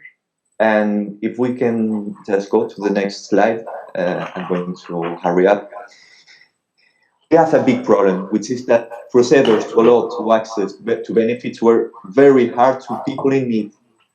As I told before, it was very difficult to prove that you need these helps. And the more you need the help, the more difficult it was to prove that you need the help. And the other thing is that it was really good that we had a brave government who decided to tackle this problem in a different way, in a very different way than in 2008. But the thing is that we just remedy something that was there before. And the question is that if we really want to continue solving the problems that we ourselves create with public policies. And for me, it's very clear. We have policies, and I feel free to do that because this is my work, and I work with city councils. And this is what I'm going to do in the afternoon. We create policies that meet the needs of lawmakers, politicians, and techniques, but not common people. And we do not only create the problems, but also the framework in which we have to pretend that we solve the problems, when in fact what we're doing is to remedy the problems. So we need to create the society we want to serve. And frankly, I think that public power has been very active in creating another kind of society. So it is no surprise that when we have a situation like this one, we are not able to get to the folks that actually need our help. And I have 2 answers for this. The next one would be the short answer. We need to change the way we work. Standard measures do not work, so we have to find different solutions. Next slide, please. So this is a short answer. This doesn't work. We have to find different solutions. Next slide. An uncomfortable feeling. We see what happened. We see, someone said it before, homeless people are more visible now than ever. We are seeing the weight of the informal sector on daily life, and we are seeing that public helps of public power cannot replace it with a stable institutional framework. We desperately need to shorten distance between civil society and public sector, which means at least 2 different things. In Spain, one of the things that works is to have regional governments and to give some competences to the city councils. It works. Other thing, I already said it before, laws have to be more, how to say that, they have to resemble more with common people and not with the people who make the laws. The second one, it was very good that we were in the situation of implementing this kind of policies, because we have to first design them and afterwards implement them. It didn't work for everyone, and we need them to be faster and more flexible, and we need them to have a broader impact of the responses. I just wanted to bring to this discussion something that architect Nuno Portas, a Portuguese architect who was an important person in the Carnation Revolution, after the Carnation Revolution, it's a fair question. Do we start with laws that take a long time to be written and designed, or do we start with processes that alter the correlation of forces, so that after we can turn this process into laws? And future questions: how can we alter the institutional matrix that artificially segments reality? Because let's be clear, it doesn't help a lot if we build more social housing or more public housing, which is not linked to other dimensions of the life of people, such as work or mobility. So we have to address causes, not symptoms. We can't put housing in a drawer and health in another drawer and mobility in another drawer. We have to develop public policies that address causes, not symptoms. And I'm going just to end the presentation with something that it is very hurtful for people who work in a bureaucracy environment such as mine. This is from Franz Kafka's The Process. The sentence is not pronounced at all. The procedure is slowly turning it into a sentence. The problem is that public policies created the problem. And the problem is that they created a framework in which we cannot find a solution. We can remedy the problems, but we cannot go and tackle the real problems that are creating these social inequalities. So we need to see what happened. Why did this happen? The problems that we had, addressing the problems that existed, and radically think different, change the names of the problems, and develop policies that work completely different, that create a different reality. And I think that's all. Thank you, Aitor. Thank you a lot, because you succeeded to combine the presentation of the situation, its basic data, and a lot of the important questions, and finally a call to creative policies, which I think is very interesting, especially this call to multi-sectorial policies and policies based on the cooperation with the local society. So thanks a lot. We have questions till now, I think no.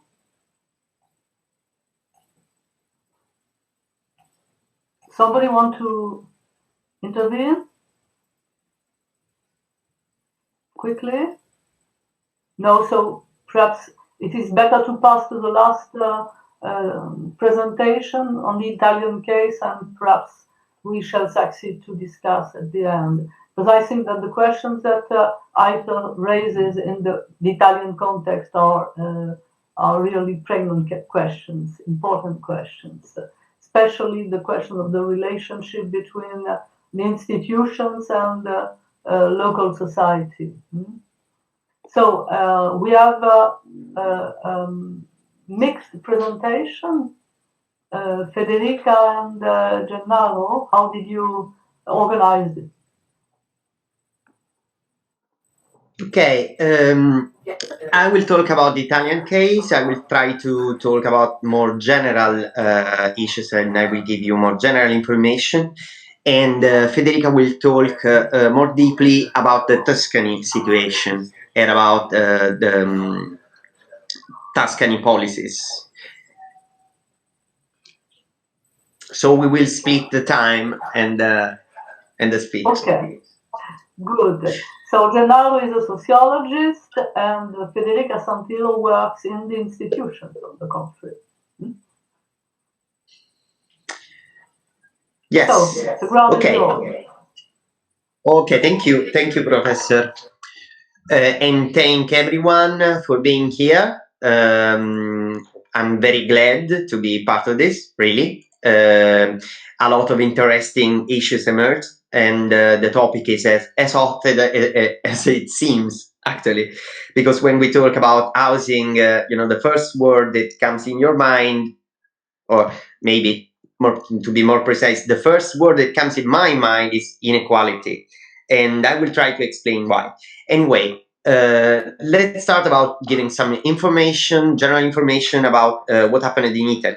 Okay, we were the first European country where it all started. Okay, here in the West world, we had a lot of cases, and the government had to take containment measures as soon as possible. So we were the first to start with the lockdown, which forced the millions of individuals and families into their homes.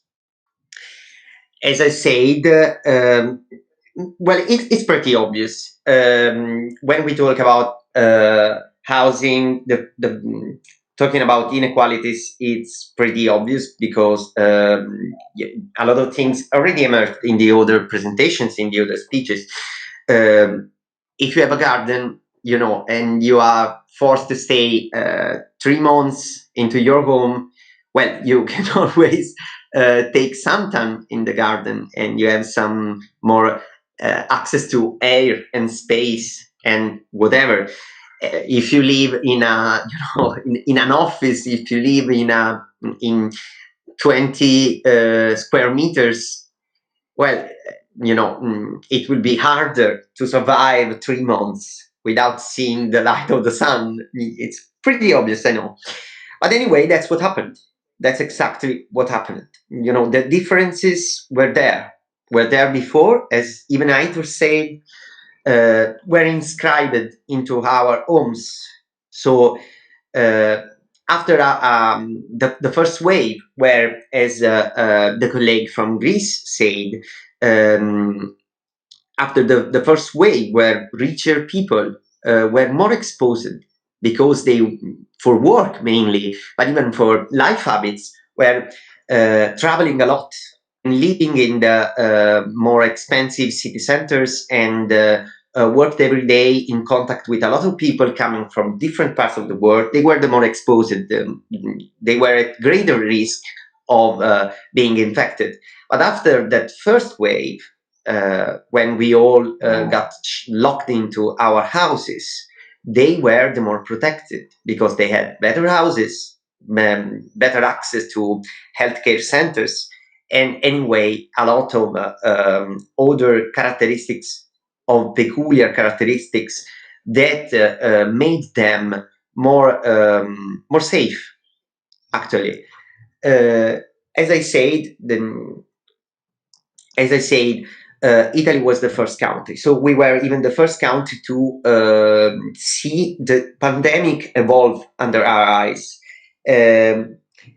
I don't want to be too long. I think there's a lot to say about numbers, because what we are trying to do, what every single one of the experts that talked, what we are trying to do is trying to measure the phenomenon.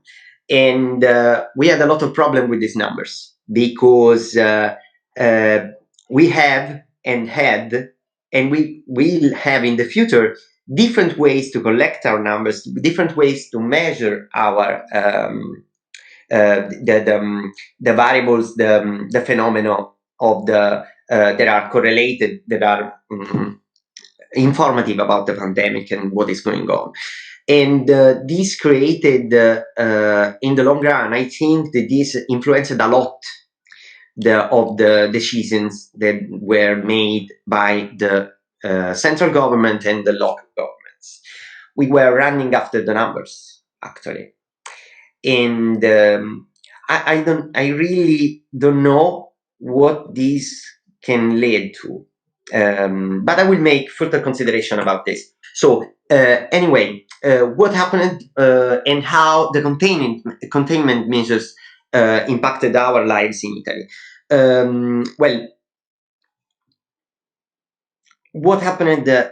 We, as I said, we experienced a lot of economic activities to shut down. Actually, everything was shut down here in Italy, apart from the basic economic activities, as you know, anything that was related to food continued to stay open and continue to work. But anything else, it was stopped. It was shut down. So,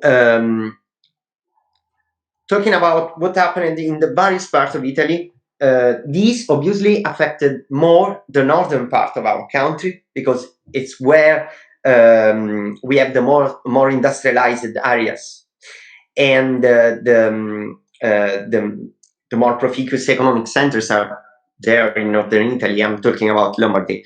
But also the tourism sector was affected, because if you close borders, and a region like Tuscany, in particular a city like Florence, obviously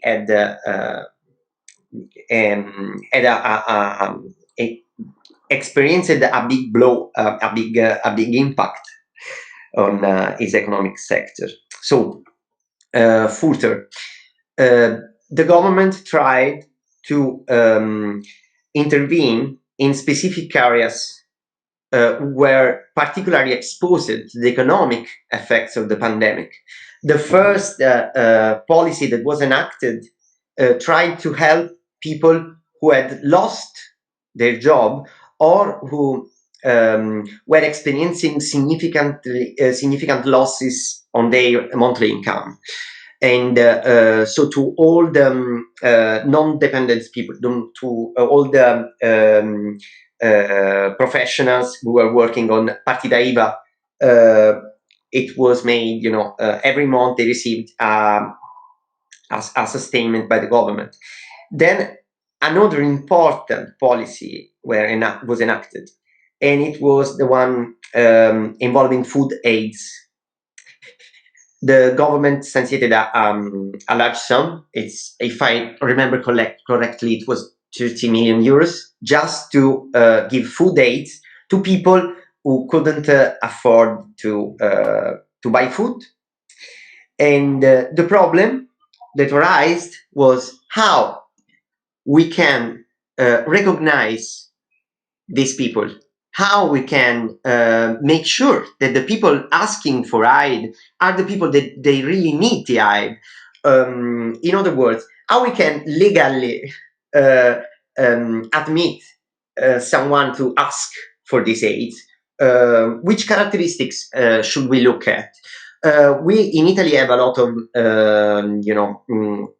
a lot of bureaucracy in that matter, okay, but it's very formalized. We have some indexes that take into account how much do you earn, how much your household income is, and how many expenses do you have. And this index is actually telling you if you can access a social service or not. But the problem is that accessing to this index in a short period of time, it's really hard. And it's based on the last year fiscal year. So having the emergency impacted in a short time period, people couldn't get these certifications up to date. So the government solved the problem, let's say solved, just by saying at the local governments, so the regions and the single comuni, I don't know how to say comuni in English, the cities, okay, the city councils, they just say, okay, let's divide this money, and every single city council will get this money, and then everyone will organize depending on the specificities of the local characteristics of the single city. So why I'm talking about this specific policy? I'm talking about these specific policies because the main problem was we need to recognize these people that are in need of food aid, but we can't use the regular procedure. So what did they actually do? Just a declaration. Okay, you had to declare what was your income, what was the diminution in income by month, or how much you have lost. And if it went under a certain percentage, then you could have access to food aid. But maybe Federica will talk more deeply about how this policy actually worked. Anyway, what else has been done about housing in particular? The government made an extraordinary measure to support people who are living in rent. There was a mortgage. There was a moratorium on mortgages, and to be more precise, it was evictions were suspended until the 1st of September, if I'm not wrong. Here, evictions are suspended until the 1st of September. No, I'm right, I guess. So, what this will lead to? I'm sorry. What this will lead to? These are one-time policies because the government, for them, let's talk about the rent policies. Okay, we made a special policy to support people who cannot pay rent. Okay, we already have this kind of policies in Italy. Every year you can ask for having an aid by the government, by the local governments, that are the local governments are the one to enact the policy and effectively pay part of the rent. And it's pretty much working well. It can offer support to a large share of people. This year, for the COVID, we made an emergency policy for rent, especially for these months. And the problem is that the money are coming from other funds, like we have a fund for people who can't pay their rent because of a drastic change to their work life, to their household income, in case of you're fired or you are subject to a bad accident, health conditions, or so on. Well, the money for the rent, for the special policy to support the rent, the rents are coming from this fund. So the main problem is, are these policies going to be extended in time? If another wave comes, the impact on the finances will be really hard. So it will be harder to find money to support loans. So to connect to what Aitor said, I think I agree. There's a problem in this in this pattern, in this scheme, because we are trying to solve the problems that, I don't know, maybe it's too strong to say problems that we created, but for sure this problem existed before. They are just impacting our lives today. What the COVID did was to show what was hidden, actually, because we are experiencing the effects of what happens when you take some phenomenon to the extreme. Okay, it's just how inequalities work. To end my intervention, just to get to some conclusions, I would really like to cite the work of Bruno Latour, because this sociologist talked about inequalities almost 30 years ago in the terms that we are talking of inequalities today.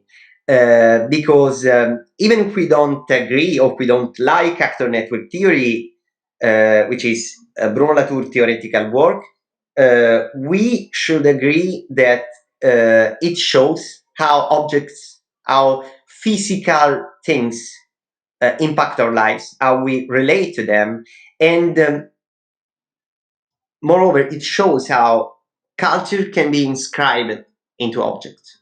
Inequality is inscribed, it's written into our houses, and we relate to them in a way that it's not just I buy a house, if I have more money, buy a better house. Because if I couldn't afford a better house yesterday, after a crisis like this, well, I don't think it will be easier, even if the stock market falls, even if the house prices fall. At the same time, the income of the citizens falls, and it falls at different rates. Because if you are poor, you are going to be poorer, and maybe you in the future your housing problems will worsen. So I'm not very positive about what is going to happen, but I think that this crisis showed clearly that we cannot neglect housing, social housing in general. We cannot neglect the housing problems that all of Europe have, because in the last years we all saw what happened to the Mediterranean countries, as even Professor Magnier said before. Tourism actually holds a large share of the economics of certain places, certain cities. In Italy, we have a lot of cities that if they don't depend on tourism, well, they go very close. So, as I say, I'm a little bit pessimistic, but I think that with more research and with trying even to change the way that we think about inequalities, the way that we think about housing, maybe we can try to address these problems, or at least we can try to solve them in a different way, try to solve them before they manifest in this drastic and catastrophic way. Thank you. Federica, I leave to you the rest of the speech, in particular about the Tuscany situation and what the Tuscany government did. Well, in Tuscany, these criticalities were tackled by making extraordinary resources available, such as a contribution for the payment of rents, which summed up to other national measures implemented to face other primary emergencies, such as food and income support. The first thing that is important to note is the lack of a comprehensive public policy on social housing. The main initiative activity by the regional authority of Tuscany has been a one-off contribution that could be requested by tenants to pay their rents. But families living in public houses were not eligible for this subsidy. These families are covered by Art 103.6 of the so-called Salva Italia Law Decree number 18 of 17 of March 2020, which blocked evictions until the end of June.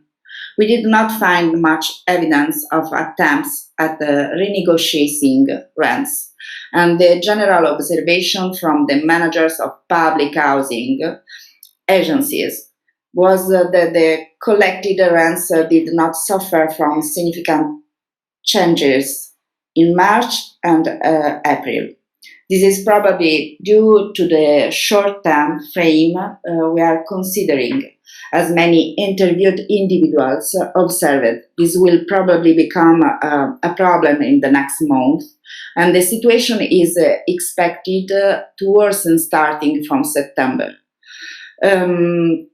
Tuscan regional law envisages the possibility to decrease rents for specific and certified reasons, and some agencies autonomously decided to suspend or lower rents for their tenants who had a loss of at least of 40% in their income. There have been cases of agencies that decided that the distressed families could defer the payment of their rents without causing the start of release procedures for arrears if motivated by a COVID-related loss of income. Other agencies apparently did not allow any form of help. One problem that the agencies could be facing in the near future is that the diversion of funds from ordinary management activities may hamper ordinary renovation activities, which can expand the stock of available houses or ordinary rent arrears. As to the effect of the pandemic on daily life, we collected some observations about a widespread belief that this crisis somehow helped strengthening bonds in social housings, blocks, and favored more relaxed and attentive communication between tenants and landlords. The research included 12 projects with 17 different subjects involved. Currently, homeless associations, together with Anci Toscana and the regional government of Tuscany, is holding focus meetings on specific issues on a video call platform. Also, we are not ready to provide detailed information on the results of these meetings. We may mention the main themes deal with specific ministerial directives, made it possible to include the costs incurred by COVID-19 prevention projects among eligibility criteria. On 27 of March 2020, the Ministry of Labour and Social Policies published a memorandum number 1, the Social Service System Coronavirus Emergency, a document that indicates the need not to interrupt the activities of centers for the homeless or day centers for people with social difficulties, including canteen and personal hygiene services, social stores for people in condition of extreme poverty, insofar as they provide services that ensure the right to health or other fundamental rights on the individual. The same memorandum highlighted the most critical activity areas and provided specific indications for homeless people services, for homeless people themselves, and for the operators involved. The consequences of the health emergencies are being observed and investigated by the various agencies and institutes that have been set up for this purpose in order to provide the necessary information with which to drive national policies and schedule local actions and service aimed at responding to emerging needs. By way of example, in Tuscany, this role is played by the social observatory, whose function is aimed at setting up a system for the monitoring, analysis, and prediction of social phenomena in the integrated system. At the present, the working team of the observatory is using specific investigation tools to show how the social service system continued to ensure service in compliance with government directives during the emergency and is providing and is producing information and is full data to prepare the next action and service plan. This investigation, in these investigations, will help assessing the consequences of the effect of the health and social emergency on the various aspects of the citizens' lives, including that of housing, which is closely connected with the situation of economy hardship. This complexity requires the planning and implementation of complex and integrated actions by and between the various subjects operating in the territory. For this reason, the stakeholders involved in the various surveys are not only institutional subjects, but also third sector entities that in many cases promote the innovative solution to mitigate distress for the individuals. Thank you.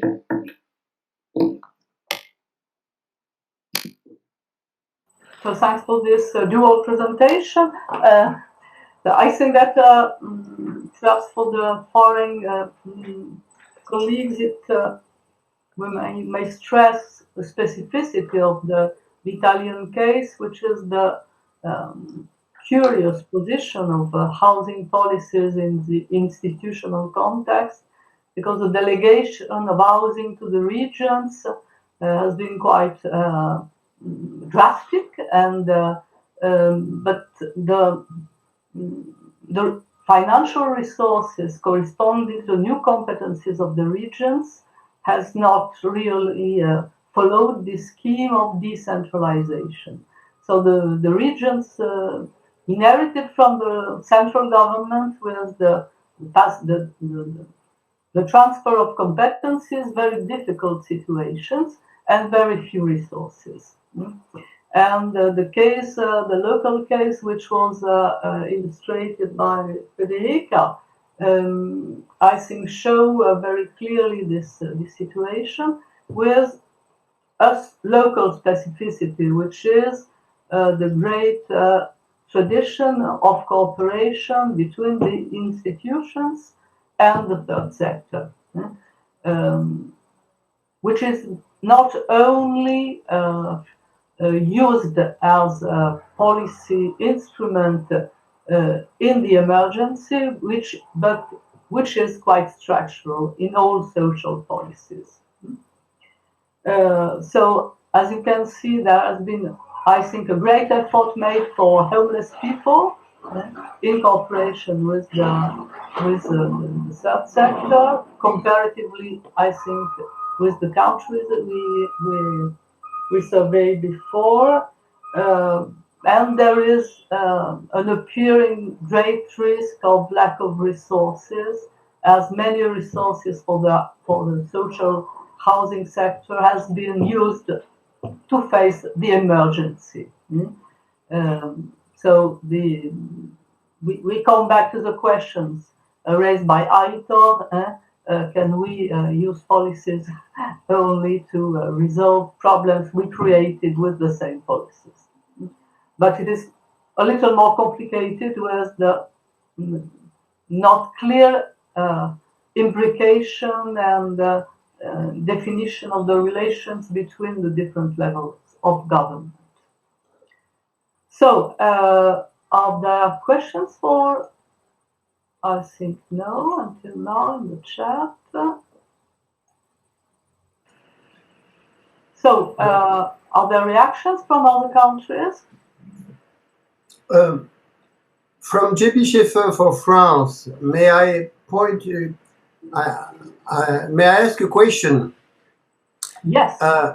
We have been discussing a lot the role of the national and local actors, but I noted that very few has been said about private actors.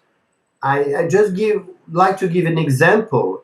In various countries, people have said that, for example, mortgagers, home buyers who had to pay installments, had to face problem. It's true that, for example, in France, for long years, I mean, for 30 years, we have a special insurance scheme, which are private, I will say, mutual scheme, where if there is a problem for paying installments for a home, the insurance could, under certain conditions, pay for it. And those are not public schemes, it's a private scheme, but organized on the large scale, on national level. And we notice in various countries, you mentioned that it was a state who was obliged to organize something suddenly to postpone payments.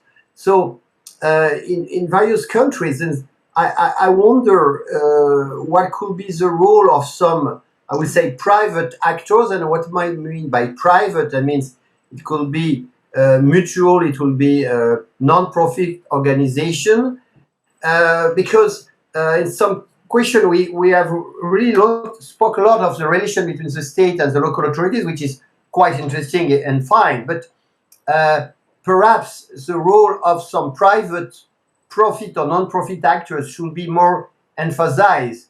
You notice that I'm the only one I noticed when we spoke about that, who spoke about the figures of construction. You know, I was feeling that perhaps I was acting as a representative of the union of home builders, or like a private private marketsman. But it's true that perhaps in some of your countries, I wonder why some I would say not political but very simple technical tools, just like insurance for mortgagers, could not be developed on, I would say, a non-profit private basis, for example.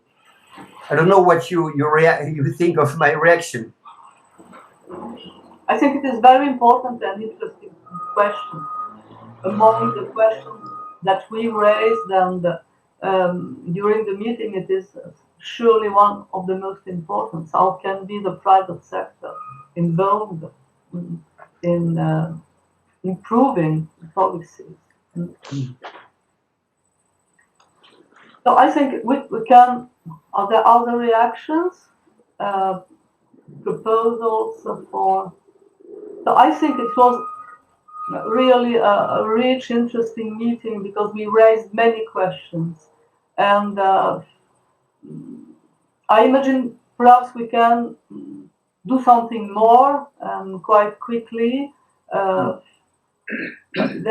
We have already these very little synthetic schemes of your answers to our questions, and perhaps we can, on this basis, try to do better.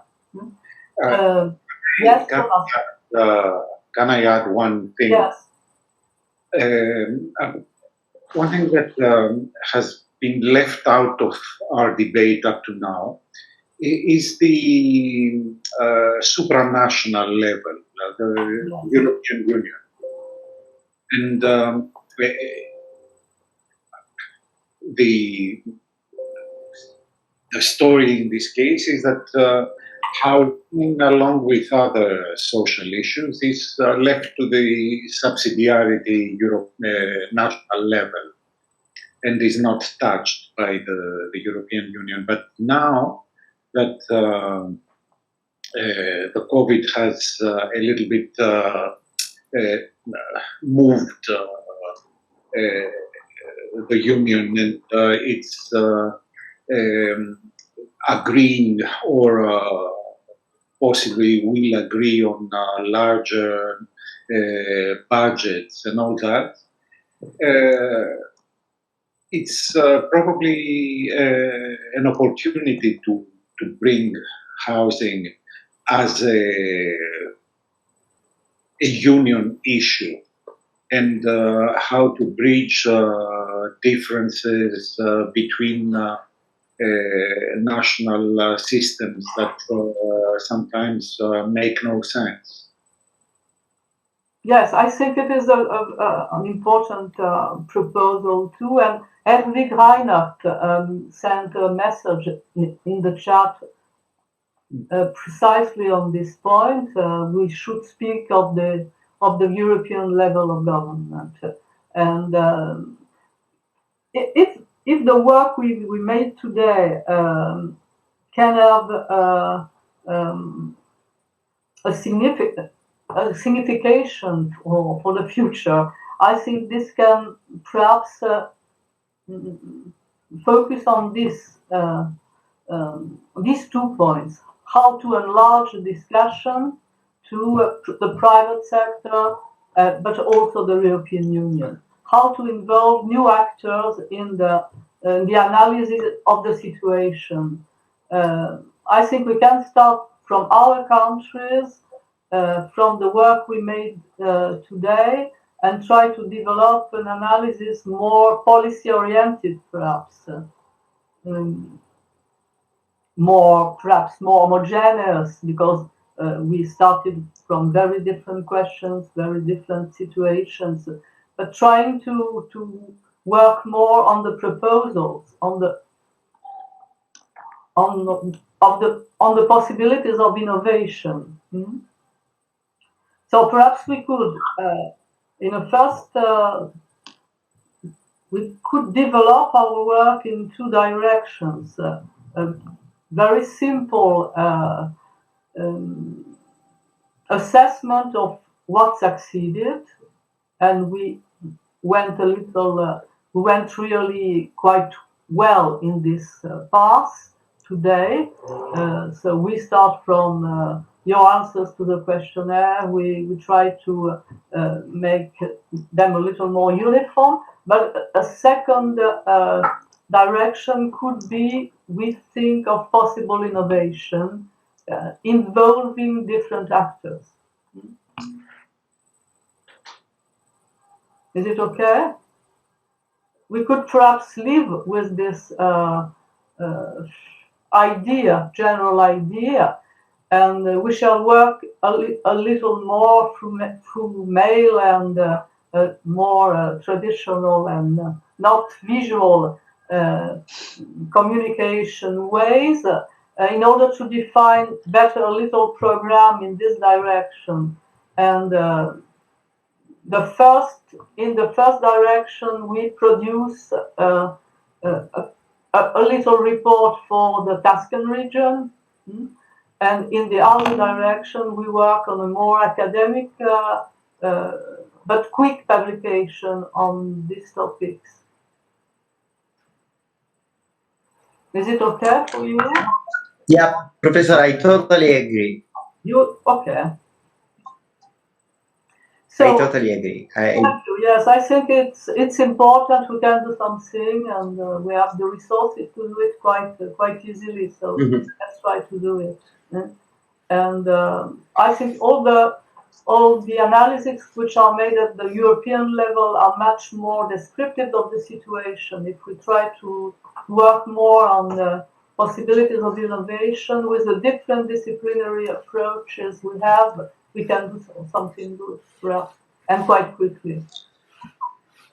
Okay. Yeah, I totally agree, Professor. I think that what we did today. You are ready to work. It's a good thing. Yeah, and what we did today, I think it's an important milestone for us working and researching on these topics, because confronting with other experts and speaking about the local problems of each of the countries, it's an important milestone. It's a starting point for something more. I think that we can organize the work as you say, and the only thing that I want to know to say now is just thank you to all of you that participated, and thank you for your speeches, because they were really important for us, for our work, and it will be even more important in the future. So thank you. So we will send you a proposal of program of work for the new direction, the innovative direction, in the next days. Okay. Thank you to everybody, really. Have a good lunch now. Thanks. Time. Thank you. Thank you. Andiamo Bye-bye. avanti. Thanks a Good lot. lunch to everybody. Thanks again. Thanks a lot. Bye. Ciao. Bye. Thanks. Deus. It was a pleasure.